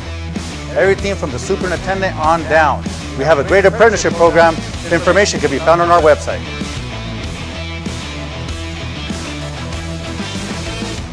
Here at Clark's Pets, we understand your pets. We take meticulous time to find out more about them. Dig deep into their world to understand their needs. We do research for knowledge of each pet, so you can trust Clark's Pets to provide you the best products and service for your pets, because we work hard to understand all of their needs. Clark's Pet Emporium, your pet's second best friend. Hi, my name is Daniel Chavez, and this is my business partner, David Chavez. We are the owners of Indeed Safety. Indeed Safety is a local safety consulting company helping our clients with their safety needs for their projects. One of the things we pride ourselves as a construction safety company is helping our men and women in construction get home safe every day to their families. Indeed Safety is a proud supporter of ProView Network. Hi, I'm Steve Stunker here for Dr. Robert Melendez and the Juliet Eye Institute. You may remember me like this, but no more. The glasses are gone. I tossed them months ago because of a brand new procedure from Dr. Melendez known as RLE, Refractive Lens Exchange. The latest technology, the best eyesight I've ever had in my life, and you can check it out by clicking on the link in the description right here. Hey, Dad, I'm gonna go out.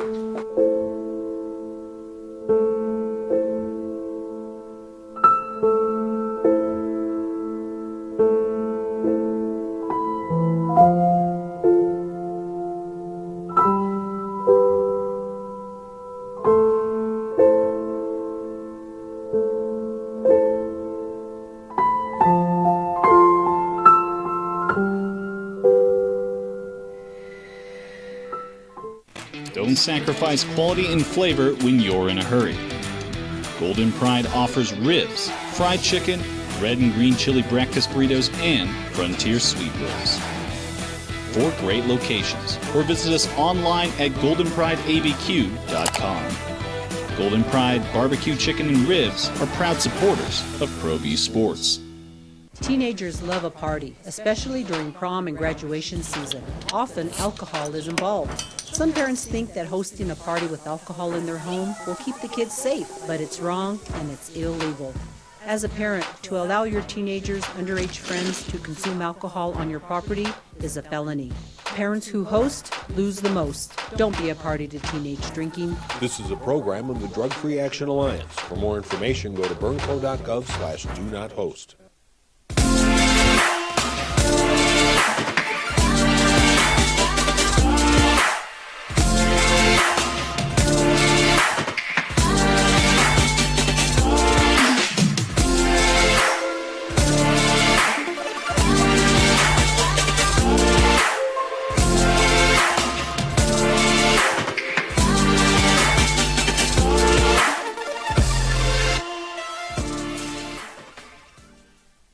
Here at Clark's Pets, we understand your pets.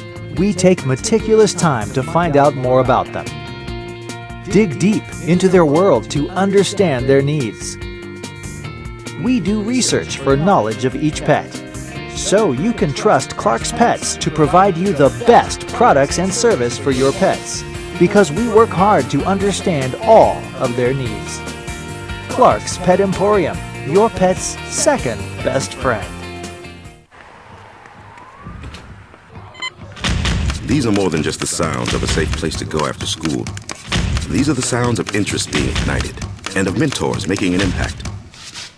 At Boys and Girls Clubs, we don't do just one thing. We do whatever it takes to meet the needs of every kid who comes through those doors. Going kind of crazy about the San Diego State announcement. Brady Hoke will retire at the end of the season as their head coach.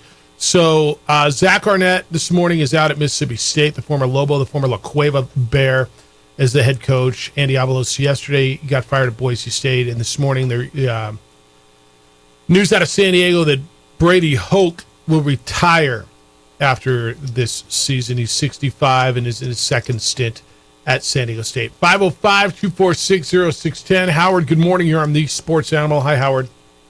Good morning, guys. A lot of activity and firings and what have you over the weekend. It's kind of disappointing for Arnett's sake. I was, disappointed when I heard that. But I was puzzled by the Boise State firing. So, and you corrected me on that yesterday. I don't know why I thought I had seen... you saw basketball. Yeah, I know. Maybe it was too much Bud Light the night before. I don't know. Anyway, Cowboys look good again. And they could have certainly helped their cause if they could have sealed the deal against the Eagles next week, because the Eagles have the Chiefs, the Bills, and the Niners coming up before we have to see them again. Could have really done a good job of setting ourselves in a good place, but Cowboys seem to play from ahead very well, and then when it gets tight, everything gets tight. I think the jock straps get tight, and and Dak looked really good yesterday. Sustainability is what I'm looking for, and I keep hoping they'll turn a corner and they won't run into a truck, but I'm getting optimistic again, and optimism leads to disappointment, but let's see how it all turns out. And Danny, gosh, I sure do want him here one more year, guys. You take care. Have a good day. Thanks for taking my call. All right, 505-246-0610. See, the Cowboys, it's get healthy. This is get fat part of your schedule. It's get healthy time for them, and they will. Hey, does Kellen Moore take a college job, or is he waiting for an NFL job? Because he's the first name I thought of at Boise State. They're going to try to get Kellen Moore. He's the offensive coordinator with the Chargers. It feels like he's up for an NFL head coaching job the next round, doesn't it? The former Boise State great quarterback was the Cowboys offensive coordinator, is the Charger offensive coordinator. Do you think Boise State could lure in there?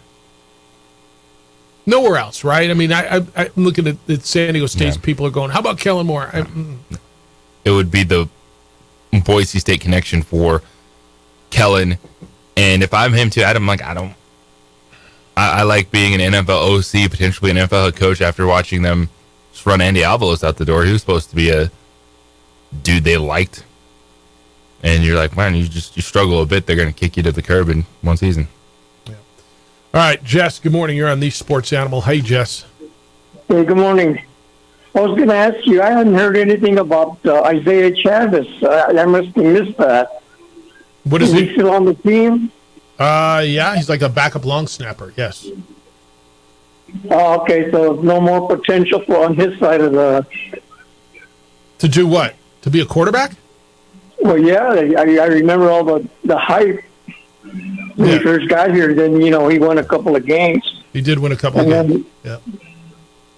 And then there for a second, I thought you had turned into Coach Gonzalez. It's this, it's that, it's this, it's that. We would only been down 35-14 at halftime. Okay. Yeah, you. All right. Yeah, I guess. Okay. Thank bye. you, Jess. Well, I mean, if they would have scored that touchdown, they'd have been down 29-21 at halftime, right? Isaiah Chavez probably got hurt and he's out for the remainder of the season. Okay. Isaiah Chavez is the legend. Isaiah Chavez was not the answer at the quarterback position. It's hard to convince some people that because he did win some games in that COVID season, and people thought he got beat out by better players. I know it hurts to hear that. He's a local guy. He's a legend. He won. Well, these guys didn't win. You're right. You're right. He got beat out by better players. Travis, good morning. You're on the Sports Animal. Good morning, fellas. What's happening? Listen, man, interesting weekend in the Mountain West. I got to tell you, bad beats of the weekend is when you hit a 16-team parlay, correctly picking Missouri and New Mexico State to win, and then lose your 16-team parlay Sunday morning in the early hours when Air Force goes down to Hawaii. You played a 16-team parlay? Correct. And you hit 15 of them? Yeah, I'll send you the receipt. I got it. I'm telling you. I couldn't believe it. The game I would not have predicted I would have lost is Hawaii beating Air Force. Yeah. I mean, that's the thing with that triple option offense that they have. It's so good, Air Force is. But when they get down, and we saw this with UNM with Bob Davie when they ran the triple option, when you get down points, it's really hard to make up that margin. How do you play a 15-team parlay? That's insane, dude. If you'd have only played 14, you'd have won. I know, but here's the thing. You'd have played that You know what game I still would have put in that parlay? That game you lost, yeah. Yeah, that's right. There's no way I would have.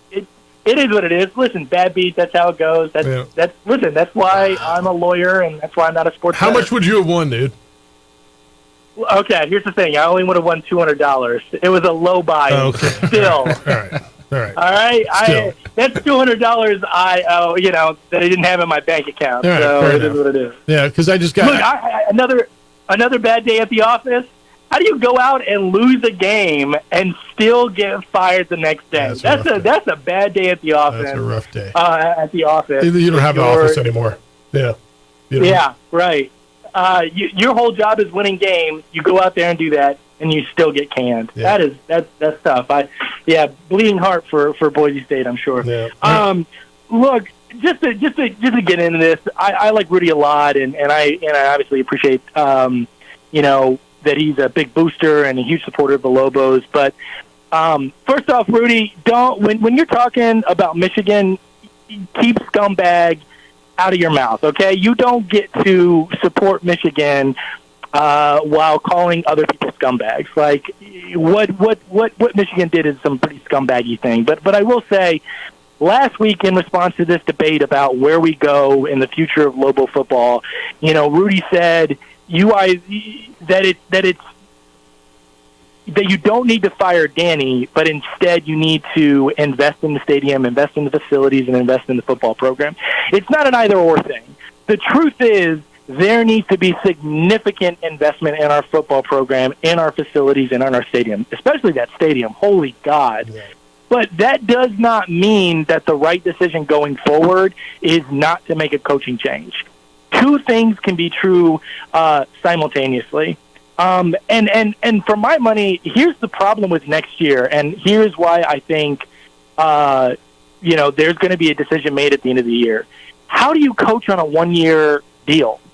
If you're Danny and you're going into those living rooms and you're recruiting players, how do you coach on a 1-year deal? How are you recruiting talent on a 1-year deal? Especially when you've been losing. Yeah, it's hard. I know. Yeah, that's so you have to make a decision. Either you extend this guy or you relieve him because you put him in a position where he's not going to get the talent to turn the program around. I mean, at this point, it's a rebuild either way. It's a right? tough spot. He needs to bring in more talent. He needs to revamp the coaching staff. I hope part of that has to do with picking up, the head coach from Mississippi State and bringing him in as our defensive coordinator. But we'll figure. But either way, you're in the same position. But how do you coach on a 1-year deal? No, and I Travis, would say, for my fair. money, I was really impressed by that first half. And I thought they played really well. And had things gone a little differently, that game could have changed. But I was impressed with how they played. But anyway, tough decision to make, but you're in the same place either way. Thanks, guys. Happy Monday. No, it's that's a real dilemma. That's a real dilemma. All right, when we come back, I got a parlay to parlay off of what his parlay story. I got a parlay story for you. Oh, and it went the other way. I will do that when we come back. Cold winter's here. Cold winter weather. Cold weather. You get a little taste of it. It's coming in bigger droves. It's not good to your vehicle. Give your car the protection it needs. Get a visit from On the Spot Automotive Detailing. I recommend them not only because they offer great detailing services. They come to you and they do it at your convenience, where and when. And when they're done, your car is detailed like the day you took it off the lot, like looks and feels and smells like that day you just drove it home. But their ceramic coating and paint protection film work like magic. No more mud and dirt and water stains. Their protective layering helps prevent UV oxidation damage to your car's paint, and you get an opportunity to get a lifetime warranty. You can't go wrong with this. It's On the Spot Automotive Detailing. They offer window tint services for your vehicle and a 10% discount to our military and teachers. Visit OTSdetailing.com for more info. That's OTSdetailing.com. This report is sponsored by Discover. If you like using debit. We would like to thank the following sponsors for making this broadcast possible.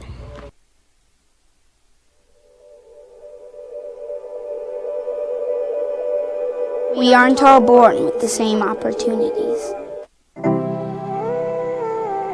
But it's the people who care that change everything. Get ready, Sprout, get ready! My coach, my teacher, my older sisters, my grandma, my brother, my tutor, my dad, and my mom. As Mexicans, it's up to all of us to do our part. So that no child goes without love. And no family has to do it all on their own. They're all our children. Every single person is called to make a difference in the life of a child. It's up to all of us to do our part. To pull together. Pull together. Pull together. To make New Mexico the best place to be a kid.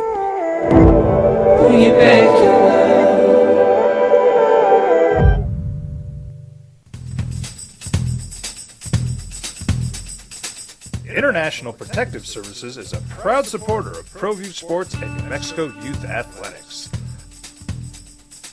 IPS provides residential and commercial security services in the Albuquerque metro area. For more info, please call 505-897-2420 or visit internationalprotectiveservice.com. Young driver, this one. Hard to get her out. She'd been drinking. This one. Both of them gone. They'd been drinking, and he drove clear off the road. This was my family. The drunk driver hit us. And my wife and our daughter, they didn't make it. If you're drunk, blasted, intoxicated, ripped, plastered, destroyed, bruh. If you're like this, you shouldn't be driving. Rosendo Nahat here, president of Carpenters Local 1319. Juan Junior Gonzalez, warden of Local 1319. Some people have a misconception about what a carpenter does. The carpentry trade entails more than just woodworking or building houses.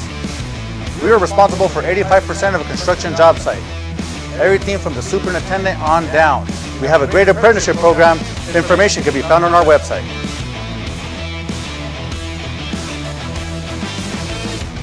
Here at Clark's Pets, we understand your pets. We take meticulous time to find out more about them.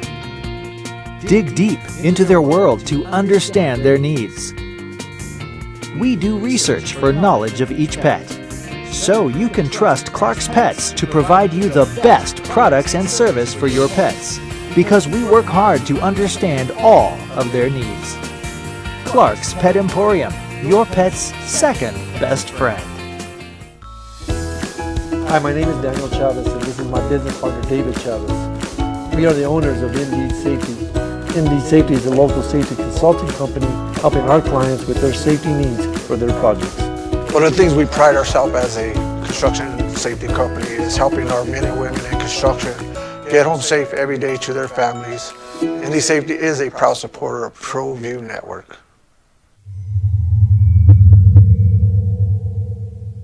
Hi, I'm Steve Sunker here for Dr. Robert Melendez and the Juliet Eye Institute. You may remember me like this, but no more. The glasses are gone. I tossed them months ago because of a brand new procedure from Dr. Melendez known as RLE, Refractive Lens Exchange. The latest technology, the best eyesight I've ever had in my life, and you can check it out by clicking on the link in the description right here. Hey, Dad, I'm gonna go out.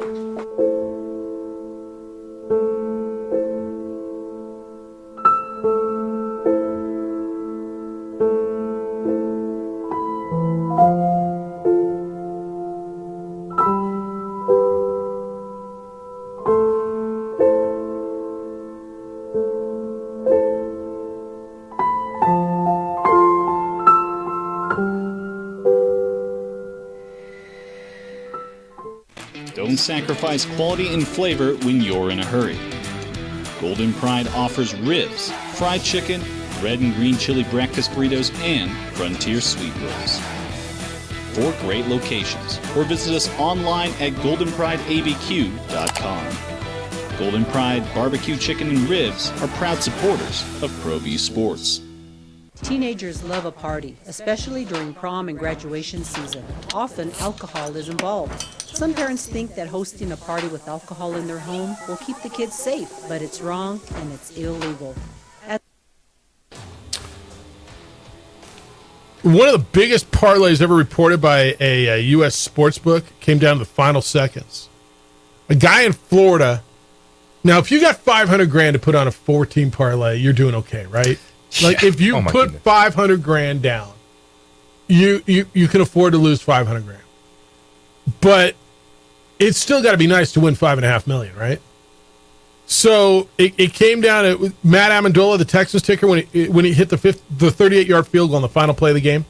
Houston beat Cincinnati 30-27. The dude won his parlay. He had the Texans to beat the Bengals, the Texans Bengals to go over 45.5. Texans running back Devin Singletary to score a touchdown, and Singletary to go over 51.5 yards. So obviously a Texan dude. They all hit. Texans underdogs beat the Bengals. You got them all. And Hard Rock Sportsbook said, who else cooked us? They got hit for 5.5. So I guess on Wednesday, a guy in Florida put 2 bets totaling $1.54 million on a 1-win Kent State team against Bowling Green. He had $1.12 million on Kent State at plus 10.5, and $426,000 on Kent State money line, and he got beat. Bowling Green beat him 49-19. Dude got a little ambitious. Yeah, $5.5 million on a 14 parlay. Your boy Travis played a 15-team parlay and almost hit it. You know, occasionally I've gone on and I'll put like a couple bucks down and just pick every NFL game, see what happens. It's hard. It's very hard, but yeah. It's very impressive he got all but one. I know. Sean, good morning. You're on the Sports Animal. What's up, Sean? Hey, good morning, guys. I just think it's funny how when NMSU started winning a couple football games, it was, well, they aren't playing anybody. It's a weak conference. Now they're sitting at 8-3, going into a conference championship, and it's, well, you better be careful because you're going to lose Jerry Kill. And I'm like, we're mid-major schools here in New Mexico. That should be the expectation. If Jerry wants to leave and he gets that payday, good for him. There's only 2 schools that I would prefer he not go to, and I think we know which ones they are. But that's the life of a mid-major. When everybody got mad at Steve Alford for leaving for UCLA, like, guess what? A lot of people don't have loyalty to these schools. Heck, you have a loyal football coach who's an alum of your program, and they want to run him out the door. So I guess it goes back to what I've been saying for the last couple of weeks. People have to have proper expectations being fans of mid-major schools. Thanks, guys. Right on, Sean. Look, what do I say all the time? Remember when Reggie Theus left? Reggie Theus was the head coach in New Mexico State. They were struggling. Reggie Theus came in, got you 2 conference championships, if I'm not mistaken, got you the NCAA tournament. You were beating Nevada. That was back in the WAC days. And Reggie Theus got offered, I believe, $3 million at the time by the Maloofs to be the head coach of the Sacramento Kings. So what's the answer, JJ? Shake his hand, say thank you for making us better, pat him on the back, wish him good luck, and you move on because your program's a better place, right? That is correct. That's the answer. If Jerry Kill leaves, and I don't know anything about this. My gut tells me he's not leaving. I think he really does like it there. And I'm not sure as much success as he's having. I think the health issues are going to come in and somebody out there looking to hire him. Nobody hired him before. But if they do, and he leaves, I mean, you shake his hand and say thank you for putting us in a better space, a better place. All right, you want to go to the red zone when we come back? You got biggest takeaways from the weekends, Texans, Bills, franchise quarterbacks, all kinds of stuff. Big NFL weekend. We're going in the red zone when we come back. It's the opening drive on 95.9 FM and AM 610. The sports animal, your home for Sunday night, Monday night, and Thursday night football. As a parent, to allow your teenagers' underage friends to consume. We would like to thank the following sponsors for making this broadcast possible.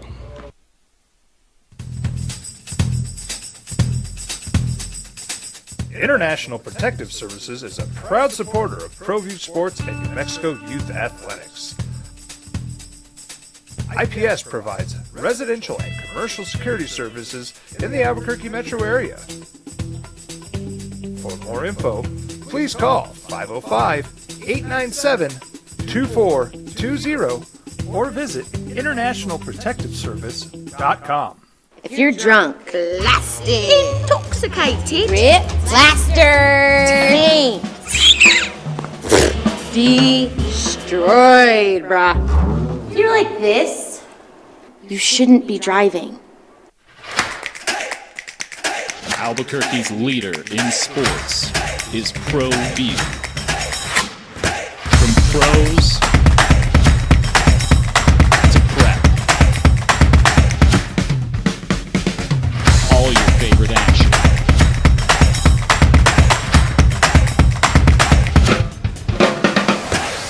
All your favorite talk shows.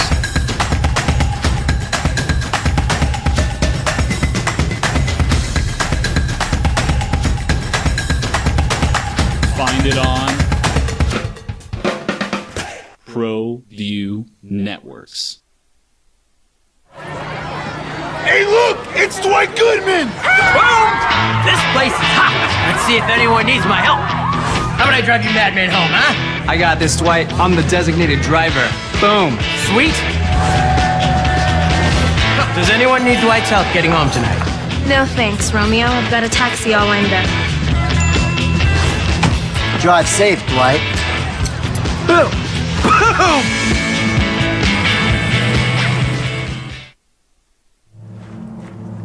Young driver, this one. Hard to get her out. She'd been drinking. This one. Both of them gone. They'd been drinking, and he drove clear off the road. This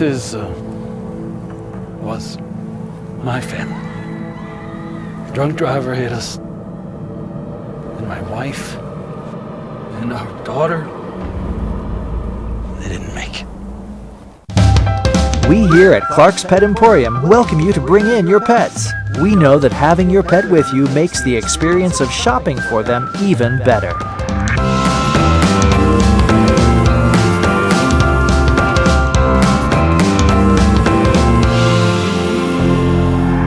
And we welcome you to bring your kids also.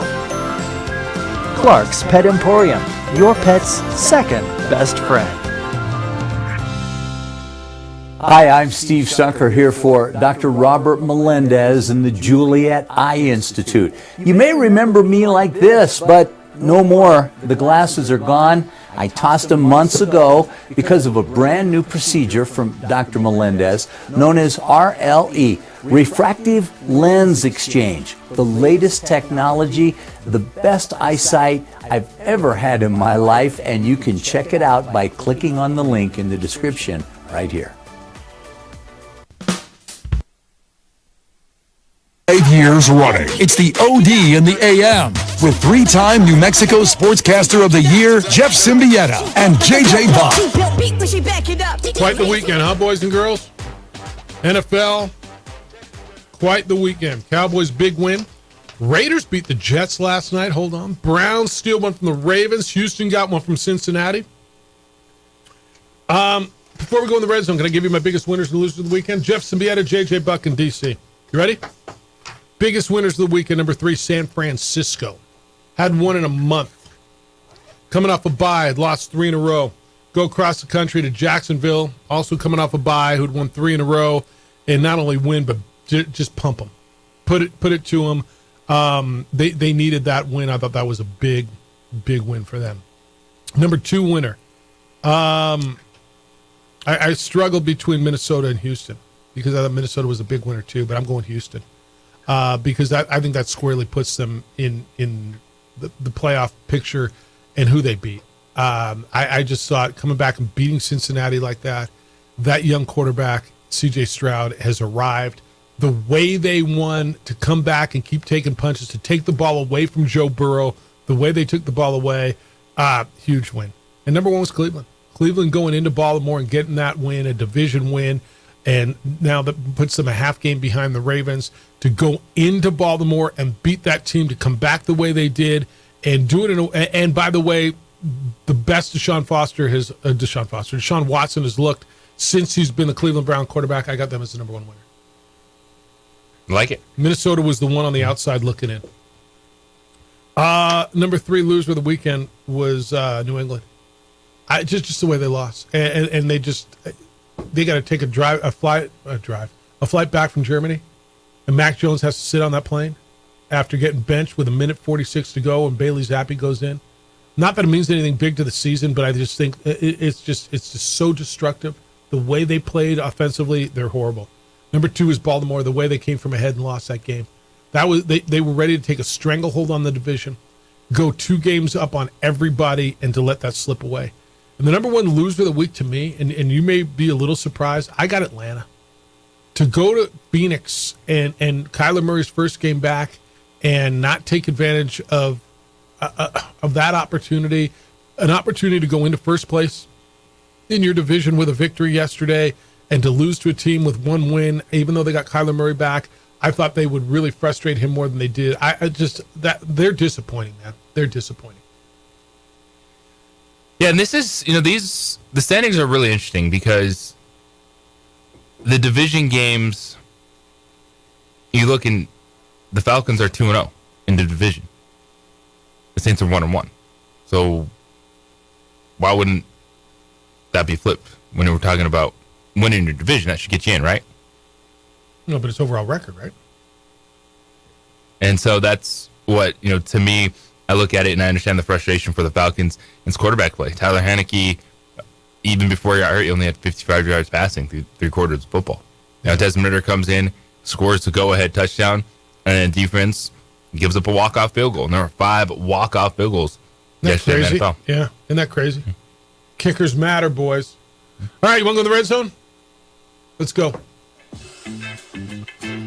How much you want to make a bet I can throw a football over the mountains? Are you crazy? I'm saying you're a football player. Oh, yeah. I'm gonna Tom Brady this game. You're in the red zone with Jeff Symbieta and JJ Buck. Let's go, baby!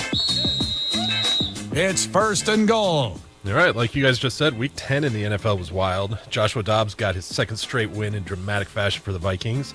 The Texans, quote, franchise quarterback loses again. Deshaun Watson back to form in the second half, at least, in the win against the hot Titans. Ravens. The Titans franchise quarterback, not Titans. Titans. Oh, Titans. Yeah, my bad. yeah. Yeah.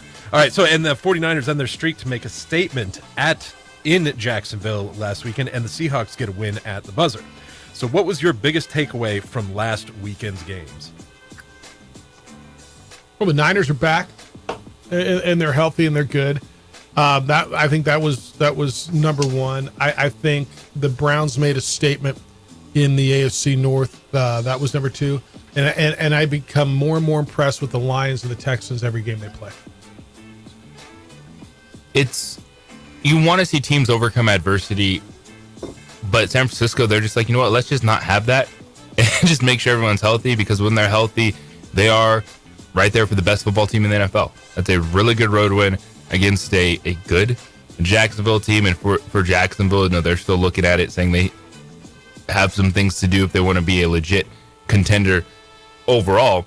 But in the NFC, you know, it's Philadelphia and San Francisco. I think they're deservedly the best teams there.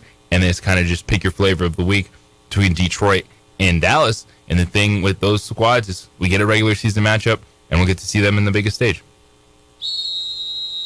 Second and goal. Ready, down, put. All right, if the season ended today, the Houston Texans would have the final AFC playoff spot with the Bengals and Bills on the outside looking in. Looking at each of these teams' remaining schedules, it shows that the Texans have the most favorable road ahead of them. But we know this is a week-to-week league, and anything could happen. So, Texans, Bills, and Bengals, who is in, who is out, and how does it play out? Wow.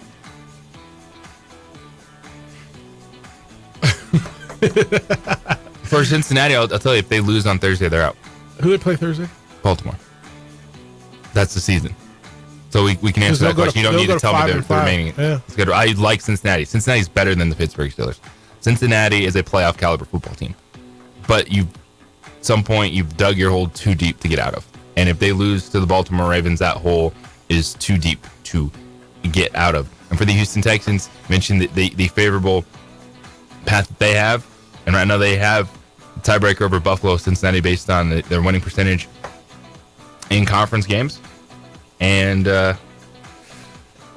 Buffalo, outside looking in. You know, everything tells me Buffalo's a playoff team, and I think they win tonight. Do you know who they have after tonight? They get the Jets, who beat them, and I think they'll handle the Jets. Then they go Eagles, at Chiefs, Cowboys at home, at Chargers, Patriots, and they close with the Dolphins. That's a hell of a stretch, man. And the games they gave away to the Jets and the Patriots may come back and keep them out. And so I don't know where I think the Texans are getting in. I mean, are they going to get in as a wild card? Are they going to catch Jacksonville? But they got the Cardinals, a big one with Jacksonville, Broncos, Jets, Titans. Titans twice. Houston might find themselves a playoff team. Third and goal. With Kyler Murray coming back and getting a win for the Cardinals last weekend, it feels like the Bears, Patriots, and Giants are the teams most likely to get the first overall pick in the 24 draft. While it's still early in the process, Caleb Williams, Drake May, and J.J. McCarthy are all projected to go amongst the top picks in next year's draft. So as experts in this college game, I want you to explain to novices like myself what player would be the best fit for each team and why do they make sense as a future franchise quarterback? Yeah, it feels like Caleb Williams makes sense anywhere if he's well coached. I think he is. I'm not going to sit here and tell you Andrew Luck, Trevor Lawrence type can't miss stuff, because I've watched guys miss, but I feel like Caleb Williams works anywhere. Feels like J.J. McCarthy's going to go wherever Jim Harbaugh goes, whether that's Chicago or whether that's the Raiders. Drake May is an interesting one to me, JJ. And where does Drake May fit? And so does this fall into system quarterback? And I'm not sure he does. I feel like Washington may have their quarterback. So where does he go? And I'm thinking most places, where he would fit in really well would be Denver. I think he'd be beautiful at Denver. I just don't see how that would work. Yeah, I don't see that working at all. Just the money that's involved in Russell Wilson and the fact that there's a little bit of a pulse with the Denver Broncos. Let's see after tonight. Right now, overall, they're all going to work. They're all talented quarterbacks. Yeah. The thing comes down to who's around them. What's the coaching staff look like? Are you going into a brand new coaching staff that you're going to get some time to develop? Are you going into a one and done coaching staff? Like if I'm the Chicago Bears, all these guys are awesome.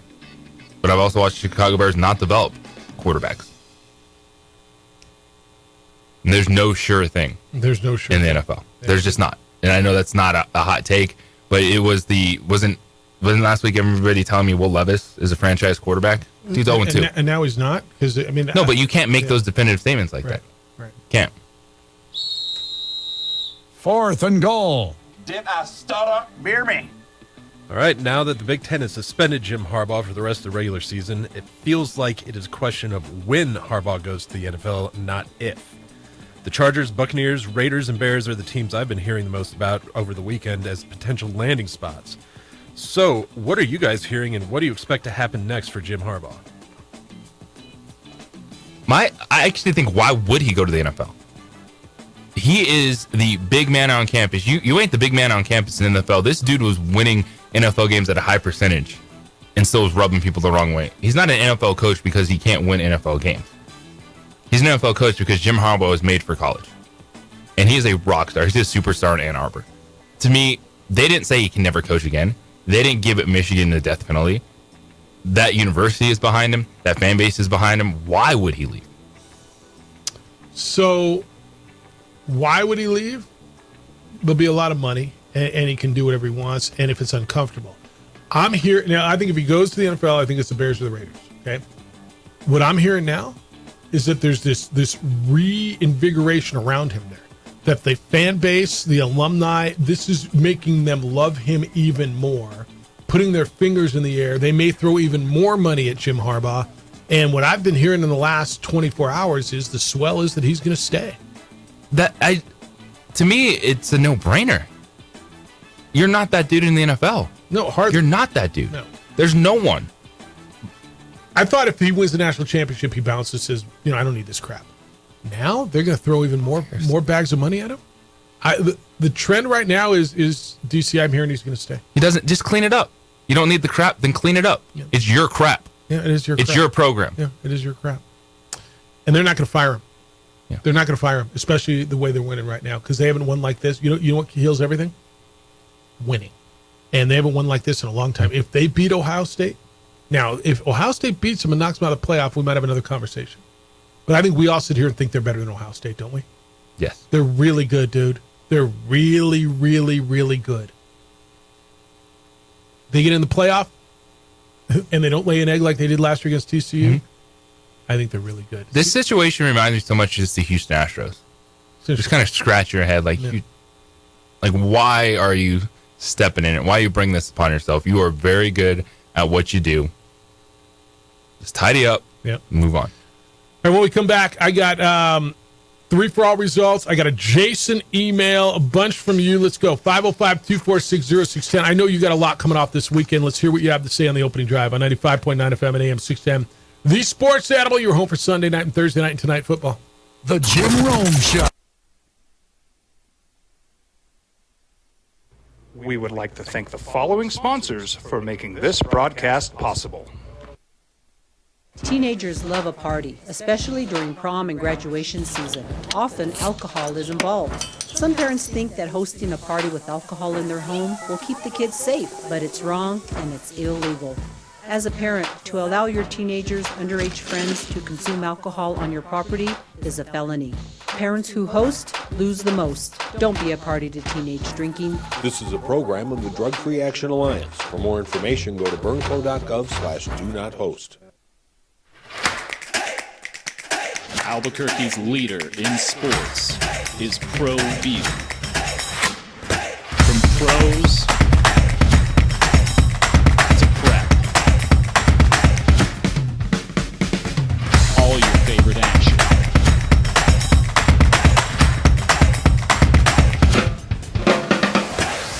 All your favorite talk shows.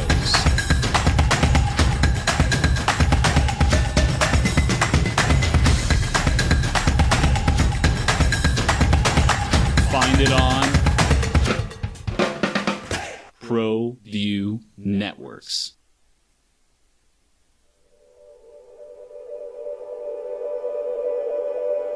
We aren't all born with the same opportunities. But it's the people who care that change everything. Get ready, Spout, get ready! My coach. My teacher. My older sisters. My grandma. My brother. My tutor.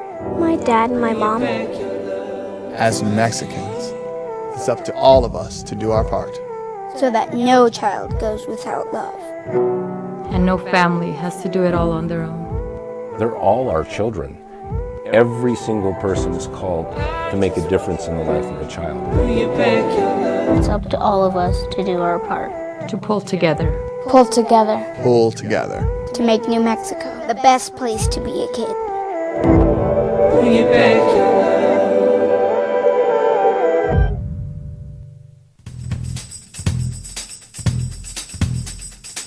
International Protective Services is a proud supporter of ProView Sports and New Mexico Youth Athletics. IPS provides residential and commercial security services in the Albuquerque metro area. For more info, please call 505-897-2420 or visit internationalprotectiveservice.com. ProView Networks would like to thank the following sponsors for making this broadcast possible. Hans Whitler Automotive, German car maintenance and repair in Albuquerque, New Mexico. Call 505-294-7684 or visit hanswhitlerauto.com. Hi, I'm Steve Sunker here for Dr. Robert Melendez and the Juliet Eye Institute. You may remember me like this, but no more. The glasses are gone. I tossed them months ago because of a brand new procedure from Dr. Melendez known as RLE, Refractive Lens Exchange. The latest technology, the best eyesight I've ever had in my life, and you can check it out by clicking on the link in the description right here.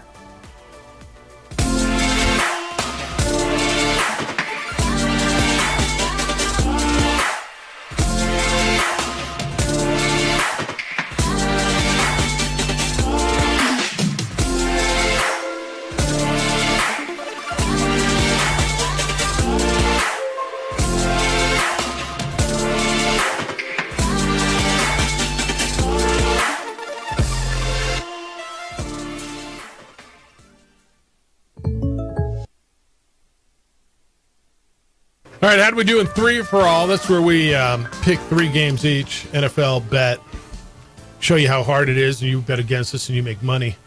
I entered the weekend 10-10. JJ was 11-12, and DC was 9-15-1. We all went 2-1 this weekend. This is the best week we've ever had.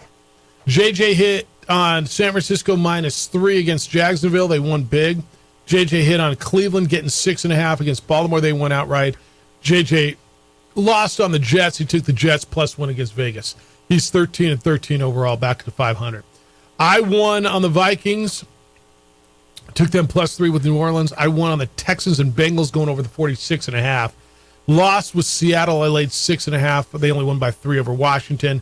I'm over 500 at 12-11 now. DC, 2-1. You won with the Vikings. You had the Steelers laying 3 with Green Bay. They won by 4. And you lost. You took Jacksonville +3. They got beat by 106. So you are 11-16-1 as we move forward. It's the best weekend we've ever had.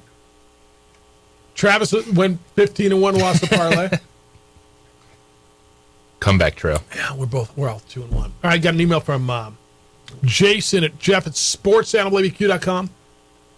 You can send me one or JJ at sportsanimalabq.com. Says, my Leidic memory strikes again. Good morning, OD. Quote, everyone listens to Marty, end quote. That's a truer statement than people realize. Mr. Week to Week League said something on Monday, January 30th, 2017. Should I be scared? That may have changed the basketball trajectory of UNM and New Mexico State. After UNM Hoops had dropped a game to Nevada on the road, and NMSU with Paul Weir was in the middle of a record-breaking win streak, Lobo fans had their torches lit and pitchforks at the ready to oust Craig Neal. Marty proclaimed, fans should look to the South, that was a quote, for their new head coach. Voila. A few months later, Weir was donning the cherry blazer, although he didn't. An Aggie fan was asking, who's this Chris Jans guy? That 5 months brought to you by Everyone Listens to Marty changed the Hoops trajectory of basketball in this state. Okay, on to Jerry Kill. Remember when Rocky Long uttered the phrase, UNM needs a miracle worker? Well, NMSU found their miracle worker, Jerry Kill, who is acquiring more ink on his body than a 2017 broke college athlete, is in line to have a statue immortalizing him outside of Aggie Memorial in a street in Cruces, Telshore being changed to Jerry Kill Way, and if they win the Conference USA title, probably the stadium will be renamed for him. Not bad for a guy whose medical issues sidelined him for bigger jobs and a program whose most interesting aspect was a palm tree growing in the stands. My, how the worm at the bottle of some fine Juarez tequila has turned. Crimsonally, Jason. P.S. The miracle worker comment was made by Long in 2008, who was making $750,000 to coach UNM. I believe Danny's making $700,000, which was reported in 2020 to coach the Lobos. Lobo fan wants a new coach, but can you meet the market demand for a coach to give you feeling in football you crave? Just a question. First of all, should I be freaked out that he's got? I mean, those dates could be good or they could not. I don't even know. It's kind of crazy, right? That is pretty crazy. Yeah. They changing the name of the streets in Cruces. It's interesting. Ryan asked me, how many active college football coaches have won a national title now that Jimbo is out? Isn't the answer 4? Saban, Kirby, Smart, Dabo, and Mac Brown. Yeah. Is anybody else active coaching that's won? I mean, it's crazy. And that's crazy, right? There's only 4 if I'm not mistaken. Now. All right, let me read you a few more. That's on volleyball. Let's see. Dylan Hopkins. WTF was that? Jeff, I listened to the pregame show, and both Ned and Don Trell are talking about this being a get-well game for the starting quarterback against the poorest Boise secondary. Then I turn on the TV, and the announcers are saying Hopkins wasn't even in town. Geesh, how about the local guys doing their homework before going on the air? The local guys did their homework, and you're one of them. You had no idea. Danny said today. How about we just were not informed? Yeah, I mean, what kind of homework do you want them to do, Gopher? I mean, the coaches, Danny said, we didn't let it out because we didn't want them preparing for Dylan not being there. I mean, it's not that easy. Omar says Dallas Cowboys equal to New Mexico And we were State. just told he was sick. We weren't told he wasn't playing. Jeff, we hear Charlie Pride a lot against clubs with losing records, but can the NFL's most complete franchise do it against Auburn? We're going to find out soon. Look, if the Aggies lose to Auburn this weekend in a money game to go to the SEC and play Auburn, I'm going to tell you that doesn't mean they stink, just so you know. We can preempt next Monday. If they lose on the road, Auburn, what are they, 1 million point? What do you think the spread is right now? I mean, if I said 26.5, would you think I'm high right now? Like high on the number? Not It's 22. Mm-hmm. No. I mean, let's be real here. Ken, good morning. You're on the Sports Animal. Hi, Ken. Hi, a couple quick points about Gonzalez and the Lobos. In this environment of college football, yeah, you're gonna see improvement. It seems like pretty quick with a new coach. It does not take 4 years of quote unquote building before you see a big jump. It usually takes about a year, 2 years, but at the first year, at the very least, you start to see improvement. That tells me the coach knows exactly what he's doing.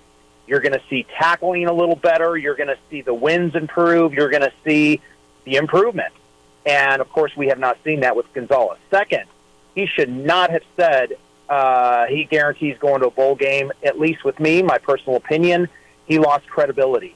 Because either A, he really believed that at the time, let's think that he did. No. That tells me that he doesn't have the eye to see his team and go, I don't think we're a bowl team, because that's not what they are, is a bowl team.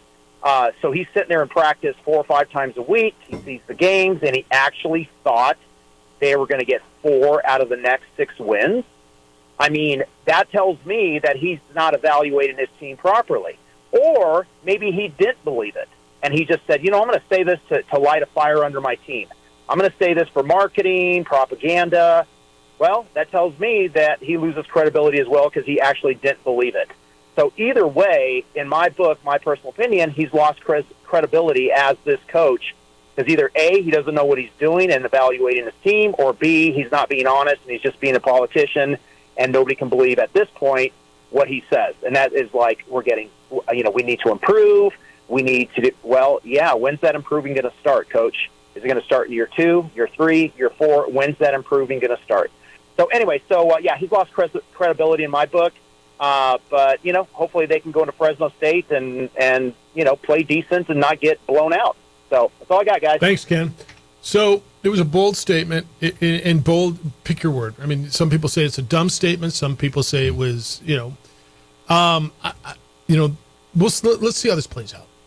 I think, A, he believed it.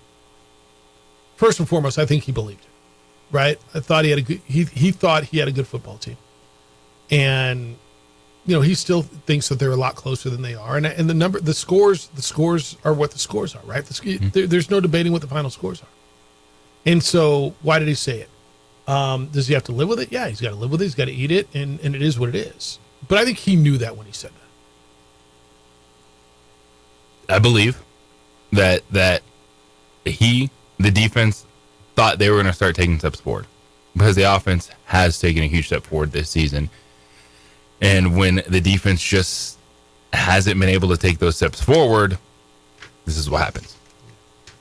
All right, we're going to take this break. It's you and DC got I got a little procedure I got to go get taken care of. So you two got the rest of the way. I'm back in the morning. But when we come back, Monday Night Football.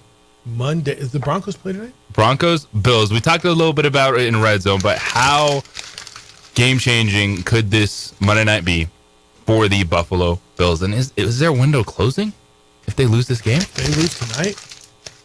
That's next. It's the opening drive on 95.9 FM and AM 610, the Sports Animal, your home for Sunday night and Thursday night. And even tonight, football. Celebrate Cherry Fridays with... We would like to thank the following sponsors for making this broadcast possible. Albuquerque's leader in sports is ProView. From pros to prep, all your favorite action.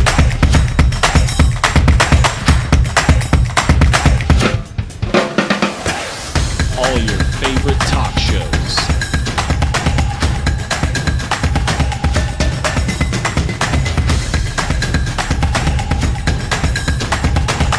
Find it on ProView Networks.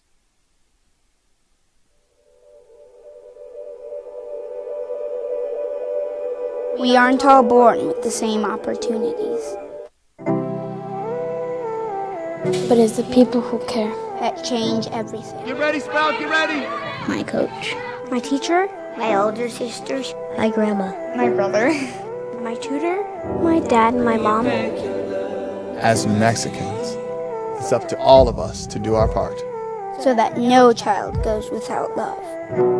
And no family has to do it all on their own. They're all our children. Every single person is called to make a difference in the life of a child.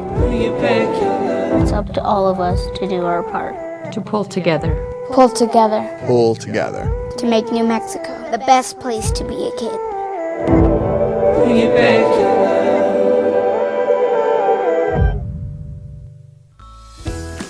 Hi, my name is Daniel Chavez, and this is my business partner, David Chavez. We are the owners of Indeed Safety. Indeed Safety is a local safety consulting company helping our clients with their safety needs for their projects. One of the things we pride ourselves as a construction safety company is helping our men and women in construction get home safe every day to their families. Indeed Safety is a proud supporter of ProView Network.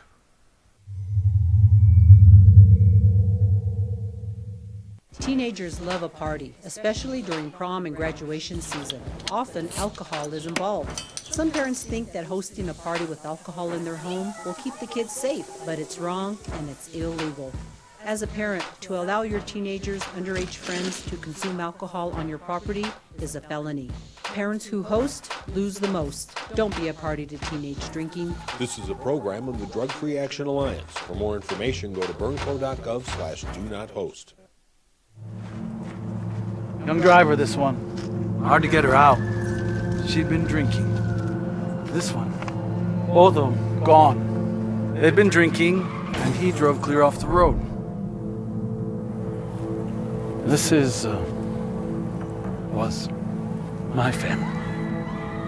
Drunk driver hit us. And my wife and our daughter, they didn't make it.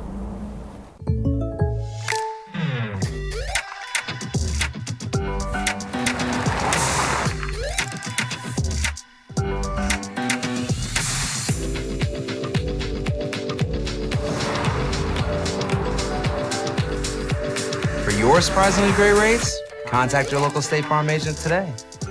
If you want the real deal, call State Farm agent Marty Size in Albuquerque today. Like a good neighbor, State Farm is there. Hey, look! It's Dwight Goodman! Boom! This place is hot. Let's see if anyone needs my help. How about I drive you madman home, huh? I got this, Dwight. I'm the designated driver. Boom. Sweet. Does anyone need Dwight's help getting home tonight? No thanks, Romeo. I've got a taxi all lined up. Drive safe, Dwight. Boom! Boom!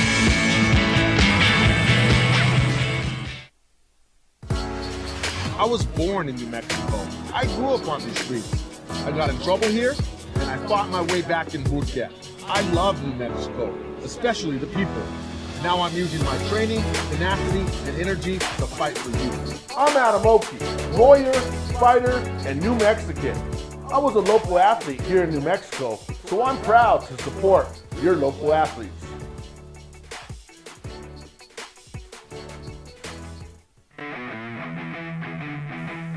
Rosendo Nahad here, President.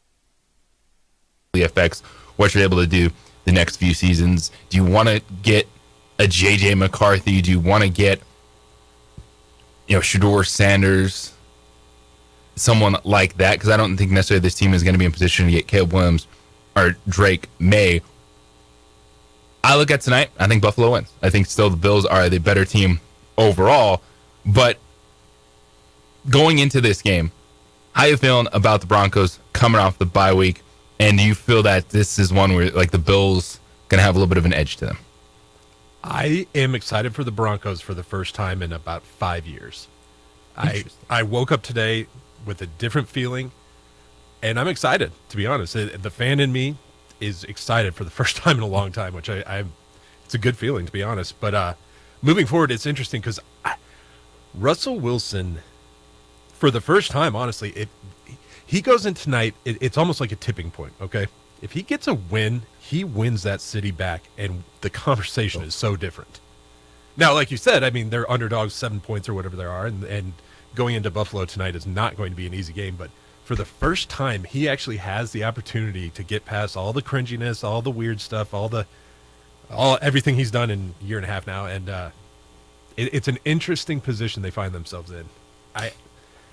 I can't believe I'm saying that, but if they go out and get a win tonight, wow. Oh, yeah, that would be huge. Still on the road, 7-point dogs to the Buffalo Bills. That would be a huge win. And this is a team that beat the Packers, beat the Chiefs over the last 3 weeks that are coming out. They're going into this 2 weeks, going into this game. And, for Russell Wilson, it's, are you able to reset expectations even if you're paid like that? And it's the kind of whole thing we saw with Deshaun Watson for a while. He's guaranteed that mega deal, so the expectations are set, and it was pretty much, there's going to be no in between. You're either one of the best in the game if you're getting guaranteed $230 some odd million of his contract. And this is now the question moving forward for Russell Wilson and the Broncos. If he morphs into kind of your stable, get by, manage the game guy, are you ever going to feel like it's good enough based on the extension that they gave him? It's interesting. I've thought about this a lot, but when we see the trend of quarterback contracts and how high they've been and how much gets guaranteed, I look at Russell Wilson's deal a little differently now than when he originally signed it. Because, I mean, when you look at Daniel Jones, they're basically making the same money. And at the moment, I'd take Russell Wilson. So I'm not as put off by the contract as I was in the beginning. But when you talk about resetting expectations, that's such a good point, because in the beginning, Broncos fans were told that, hey, you're quarterback away and here you go. You got him. So going from that championship expectation to let's, stay alive after week 10, that's a big shift. But when it does occur, you realize, hey, things could be so much worse. We could have Daniel Jones. We could have a number of guys that are making $40+ million, and that these are teams. And you're not seeing the upside with those guys. And all of a sudden, the AFC it's turning out to be what we thought it was going to be. And we knew it was going to be deep. Now, there's a couple teams that we weren't expecting to be in the race. When you look at the Houston Texans, heck, maybe even the Pittsburgh Steelers at this point in time, they are 6-3, and they just find a way to win games. And that's what you have to do in the NFL early in the season. You can have your power ranking, you can have fun, but if you want to be in the conversation in the second half of the season, as we wrap up week 10, we get into week 11, you just have to find ways to win football games. And that's what the Pittsburgh Steelers have done this season, because I think we all are surprised when we're looking at 8-9, and it's Cincinnati, and it's Buffalo. And that's why I brought the question, going into Thursday, I like the Bengals. I think the Bengals are better than the Steelers. I think overall the Cincinnati Bengals are better than the Houston Texans. But guess what? They lost that game. And C.J. Stroud drove down the field, put his team in position to win. The Bengals missed opportunities early in the season, and that's why going into a Week 11 game, Thursday Night Football, that you're looking at that team in a must-win situation at Baltimore. But that's how critical every week is in the regular season. When you look at just the AFC overall, how we're feeling, even with Jacksonville getting punked by the 49ers yesterday, our preseason expectations versus kind of what we're seeing, how are you feeling about the AFC? Well, it is so competitive, and you can kind of make a case for virtually every team, with few exceptions. Obviously, Patriots and even the Raiders are 5-win. I mean, it's insane. No one really, with outside of the Patriots, is out right now. So the amount of parity is kind of what I expected going into it, but it's just seeing it play out. Like, you bring up the Steelers. They're such an interesting team.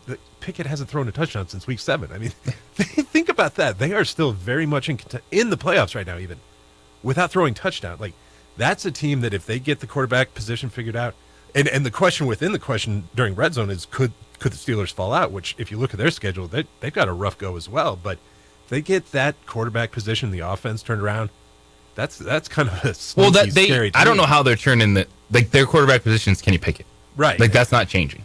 And we this is who Kenny Pickett is. He's going to get you a couple fourth quarter drives, but he's not going to be the stat guy. He's not Ben Roethlisberger 2.0. Like, he's not going to be a dude that's slinging it around and winning games. Like, we know who Kenny Pickett is, and that is okay. I think Kenny Pickett, we always try to rank quarterbacks 1 through 32. I think it's more tier based is a better way to look at quarterback play in the NFL. And this is your right there, mid tier, solid NFL quarterback. Dude's not going to tank you. He'll have his moments, but it feels like they're still, to your point, DC, kind of underwhelming in the passing game at times. When you have Deontay Johnson, when you have George Pickens, those are two solid wide receivers that they just can't quite connect with. As you look, 14 of 23, 126 yards. It's insane. And yet they go out there and win that game because just what they do. And I like the way people are referring to the Steelers this season. They Tomlined it. And it just feels like that is the perfect way to describe what that football team is doing. Is they're Tomlining it. Just finding a way to win games, be 6-3, and in contention in what is going to be a highly contested playoff race when there's 9 teams right now in the AFC. I'm not on the Colts bandwagon, not with the Raiders, 5-5 right there. The Chargers, 4-5. I think if you're looking at a team outside the top 9, I think the Chargers, just with their talent, like I could see them making a run at the 7th seed. So that's 10 teams for 7 spots that you're looking at that you actually believe in, at least in my case, looking at the AFC overall. But the NFC yesterday, it was the return of the San Francisco 49ers. No surprise there. That is still a really good football team. The question was, when things aren't perfect, can Brock Purdy be that dude? Well, San Francisco's just hoping they don't have to answer that in the biggest times. If you're healthy, you have your left tackle back in the lineup, Brandon Ayuk, Deebo Samuel. And Deebo wasn't a big part of the game plan, but it's just having those extra pieces on the field. Christian McCaffrey didn't score a touchdown, and yet they still went out there and handled their business 34-3 over the Jaguars. What's more interesting to me is taking a step back. And now I think there's a solid top 4 in the NFC. We get it. It's Philadelphia, San Francisco, Detroit, and the Dallas Cowboys. It's that next tier. It's the New Orleans Saints. We haven't talked about Derek Carr got lit up. He got hurt. And Jameis Winston came in and did what Jameis Winston does. He threw 2 touchdown passes, and he threw 2 interceptions. This is a Saints team last couple of weeks that their defense has let them down, and that's what they were leaning on early in this season. Now there's giant question marks just with Jameis Winston, the health of Derek Carr. I think the offense is going to be okay, really, with Jameis Winston or Derek Carr, whoever is quarterbacking, but they're not playing defense to the level that they need to. But luckily they're in a division where there's just giant question marks with everyone in the NFC South. How about the Seattle Seahawks? Yeah, that win was huge. Being able to win by the field goal at the very end, it's very big because especially when you see the 49ers go out and just smoke the Jags. Like, they're going to have to remain competitive in every single game. So that was a really big win for them. Yeah, and it's Geno Smith. And we're talking about what kind of quarterback do you have. Geno Smith didn't turn the football over, and that's coming after 8 turnovers in the last 4 games. They leaned on him in this game. It turned out into a shootout with Sam Howell. Geno Smith, 31 of 47, 369, had 2 touchdowns. And I do think more times than not, that's the Geno Smith will get down the stretch. I don't see Seattle leapfrogging at San Francisco, but that is a solid playoff team that sitting in 5th position right now. You feel good about them. And the Minnesota Vikings, with Josh Dobbs coming in, just you're seeing, Dobbs in Arizona, they were competitive the first few weeks, and then just the overall roster, it wasn't great. But then you see Kyler Murray come in yesterday, and they win. And Kyler Murray start. Josh Dobbs is 2-0. This NFL, man, this is crazy. Like, these things are just, it's unbelievable. Because Dobbs is looking like a guy that not just 10 years as a backup, but if you're Minnesota and Kirk Cousins isn't 100% healthy coming off his injury, you're winning games, so you're not going to have a high draft pick. Are you ready to talk about Josh Dobbs, the Minnesota Vikings starting quarterback, even into next season? That conversation is coming soon. They've got Broncos on the road this next weekend, so that I think if they get a 3rd win in a row, that's a very real conversation. Just knowing contract situation with Cousins and Dobbs, you could probably get for cheap.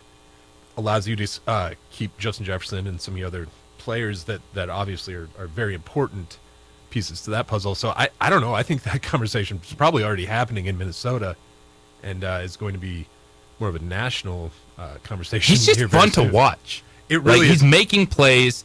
He lit up T.J. Hawkins with the targets in that first half. Jordan Addison at 4 for 69. They didn't run the football particularly well, but he is super athletic, and you see him being a part of the run game. Ty Chandler stepped up after Alexander Madison went out with a concussion. That's a 6-win team in the NFC now. And they're a team that You can start having the conversation with Josh Dobbs at quarterback, and you look after that top four. Are they better than Seattle?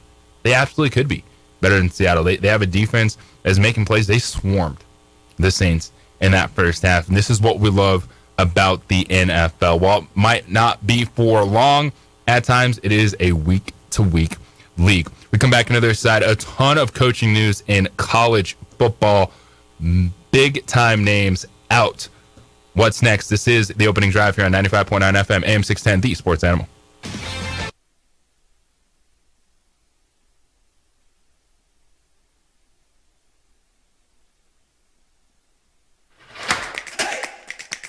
Albuquerque's leader in sports is ProView. From pros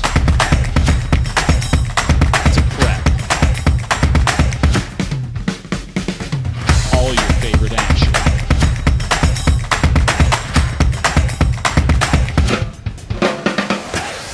All your favorite talk shows.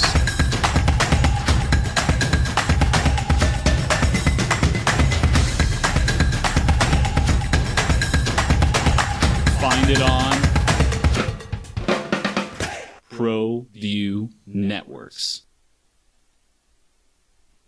We would like to thank the following sponsors for making this broadcast possible. Young driver, this one. Hard to get her out. She'd been drinking. This one. Both of them gone. They'd been drinking, and he drove clear off the road. This was my family. Drunk driver hit us. And my wife and our daughter, they didn't make it.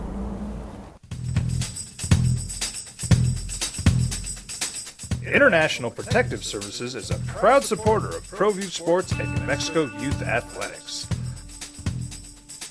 IPS provides residential and commercial security services in the Albuquerque metro area. For more info, please call 505-897-2420 or visit internationalprotectiveservice.com.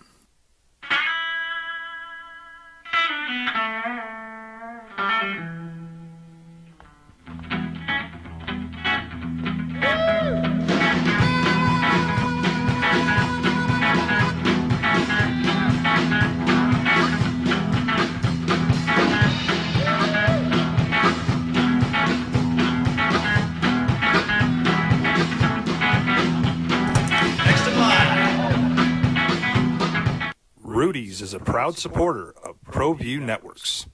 I was born in New Mexico. I grew up on these streets. I got in trouble here, and I fought my way back in boot camp. I love New Mexico, especially the people. Now I'm using my training, tenacity, and energy to fight for you. I'm Adam Oki, lawyer, fighter, and New Mexican.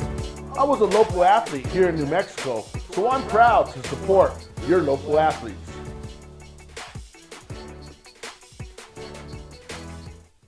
Don't sacrifice quality and flavor when you're in a hurry.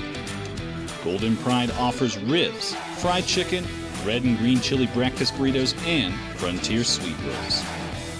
4 great locations, or visit us online at goldenprideabq.com. Golden Pride Barbecue Chicken and Ribs are proud supporters of ProView Sports. Well, I'm going to the frontier, walking to the cashier, order up a root beer and a number 1. Cover it with green stuff, 1 scoop is not enough. Find a booth is real tough, back by the Duke. Meet my family, meet my friends in the quirkiest restaurant I have ever been. That buyout. Frustration, but you get paid. Opening drive here on 95.9 FM, AM 610, the Sports Animal. JJ Buck DC taking you home on a Monday morning. And who knew that with 2 weeks left in the regular season for college football that this would be a Black Monday. All right, DC, if I told you a team won 51-10 and a coach was fired, which team fired their coach? Probably the team that scored 10 is my guess. How about both teams fired their coach after that game? Oh my goodness, you're gonna have to tell me more about that. That was Texas A&M over Mississippi State this weekend. There's Texas A&M 51, Mississippi State 10. So Mississippi State fires Zach Arnett 11 games into his head coaching tenure at Mississippi State, and Zach Arnett stepped up after Mike Leach passed away and took over that program. He was given the reins as head coach, and they're not happy, and they fired him. But the winning team also wasn't happy, and that was Texas A&M. As according to their AD, they felt that they were stuck in neutral. And they move on from Jimbo Fisher, so he gets $76 million to not coach that football team. And, man, I just don't know where all that money is coming from Texas A&M. They just got money all over the place. The biggest NIL deals to get it going, paying Jimbo Fisher to go away, the money that they're going to pay to bring in whoever they believe is the next best thing for their program. And we also saw a team that won 42-14. That was Boise State over New Mexico. Boise State fires their coach, Andy Avalos, with 2 weeks left in the regular season. The Broncos, disappointing. They're 5-5 overall. But they're still 4-2 in Mountain West play.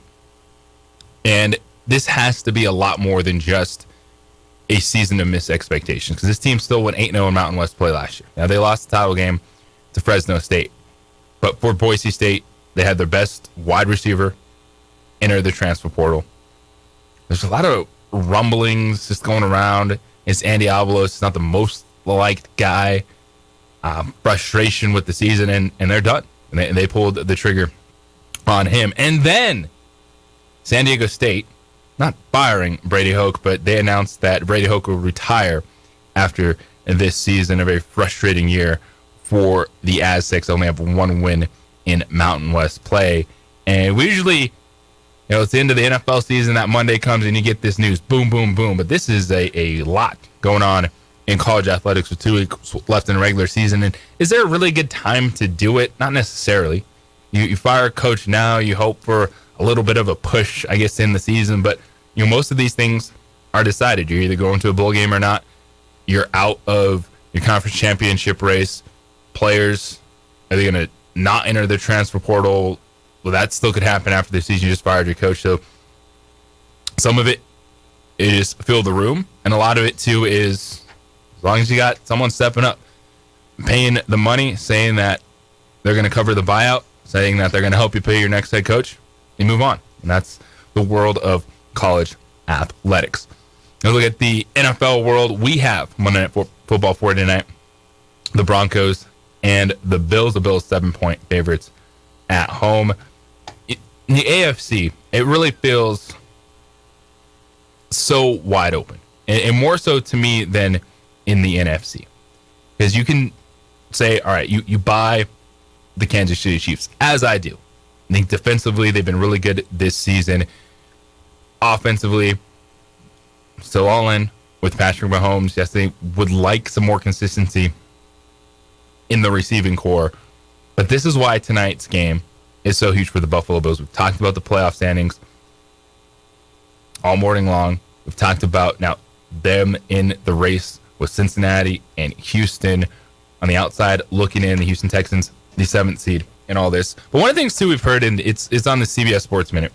It was Boomer Esiason this morning, DC. He's talking about how he's saying that this is a championship window type of deal for the Buffalo Bills. Like, this could be the end. And I think as long as you have the quarterback, and Josh Allen, to me, is still that quarterback, that window doesn't close until Josh Allen is not playing to that level. So if Sean McDermott, if they decide to move on from him in the offseason, okay. If they make some changes around him, I get it. But I don't think the Bills' window is closing if they lose tonight and or they just have a below-average season this year where they somehow, some way actually miss the playoffs. How do you feel about when we comment on championship windows? Well, I think there's a lot of variables that go into that. You're talking about how good is your defense, who do you have at your skill positions, and you are right. When you start with the most important quarterback or position being quarterback, and you have a guy that is consistently among the top 10, you do feel like that window remains opened. Falling out of the playoffs this year, though, that's fuel right there for that fire. the conversation's real when you're talking about getting rid of coaches and making significant changes. So do I think their window is closing? I think it's not as wide open as it was 2 years ago, but I do tend to agree with you. When you have a quarterback locked in, you are ahead of the game. Yeah, and that's why I think Buffalo, could they be one of the most disappointing teams this season? Absolutely. Now, there's still a lot of games left to be played. And when you look at schedules, say, oh, this is a tough schedule, that's a tough schedule, but can the Bills still somehow, some way become that team that is tough on the schedule? The Broncos and Jets are the next two opponents. I think they get revenge on the Jets. I think they do beat the Denver Broncos tonight in what will be it's going to be a good game, a spirited battle from the Broncos. But I like the Buffalo Bills at home. And you're at the Chiefs, which should just be tremendous. When Josh Allen and Patrick Mahomes get on the same field, they usually put fireworks together.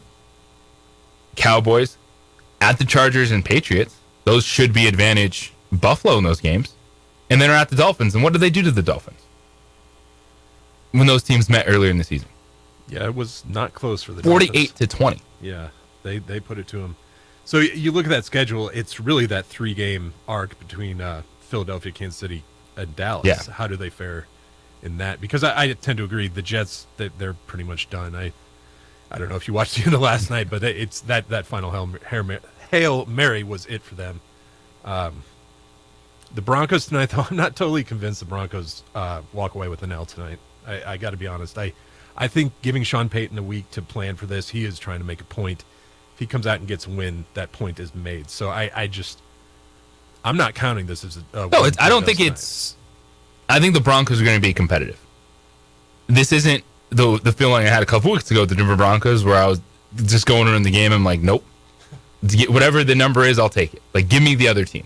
Like, that's where I was with the Broncos a few weeks ago. So I'm with you. They have taken steps on the field, and that is really impressive to do that. Like, this is not college football. Like, this is an NFL team that gave up 70 points in an NFL game and found a way to get back into just being competitive. So we got Monday Night Football for you right here on the Sports Animal, your home for Monday night, Thursday night, and Sunday Night Football. I want to thank head football coach Danny Gonzalez for joining us this morning. We got the Jim Rome Show coming up next.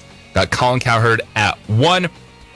2 men on will lead you in to Monday Night Football. DC, appreciate you. Great work as always. For Jeff Simieta, I'm JJ Buck. Everybody, Meta World, peace and love. We'll be back with you tomorrow morning at 7 a.m. Have yourselves a day.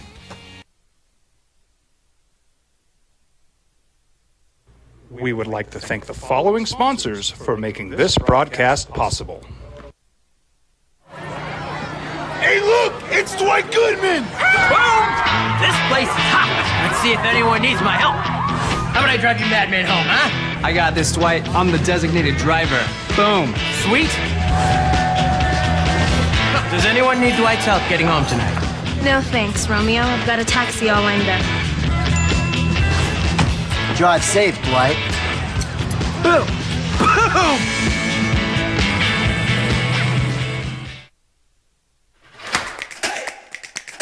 Albuquerque's leader in sports is ProView.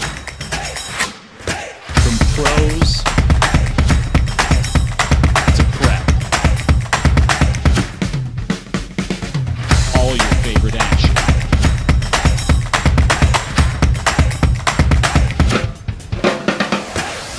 All your favorite talk shows.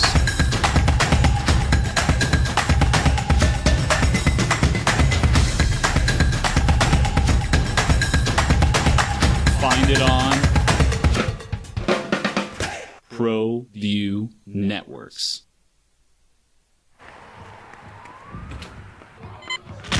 These are more than just the sounds of a safe place to go after school. These are the sounds of interest being ignited and of mentors making an impact. At Boys and Girls Clubs, we don't do just one thing. We do whatever it takes to meet the needs of every kid who comes through those doors. Because whatever it takes is what it takes to build great futures. Great futures start here.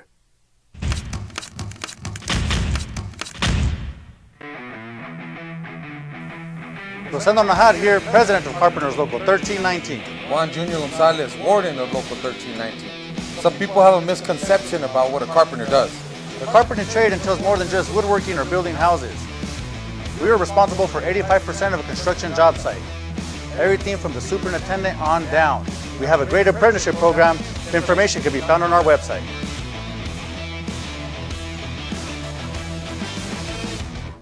These days, it's important to know people and businesses you can trust. There's a lot of places where you can buy a vehicle, but there's only a few local dealerships where you'll find honest people who have your best interests in mind. And Fiesta Kia is one of them. We've been helping our neighbors save money and drive dependable cars for years, and we'd love to help you. With new Kias arriving daily, you'll love our selection and the peace of mind you'll get driving a Kia from Fiesta. So stop by and see us today at Fiesta Kia on Lomas, or just start driving now at fiestakia.com. For 50 years, Clark's Pet Emporium has been your pet's favorite stop. I am Michael Azera, midfielder for New Mexico United. Clark's support for the United is an example of their commitment to local partnerships. Clark's understands that paying it forward develops a better team and ultimately better community partner. When you need pet food and supplies, Clark's is always the best shot. Locally owned and operated with 2 convenient locations. Go United! ClarksPets.com.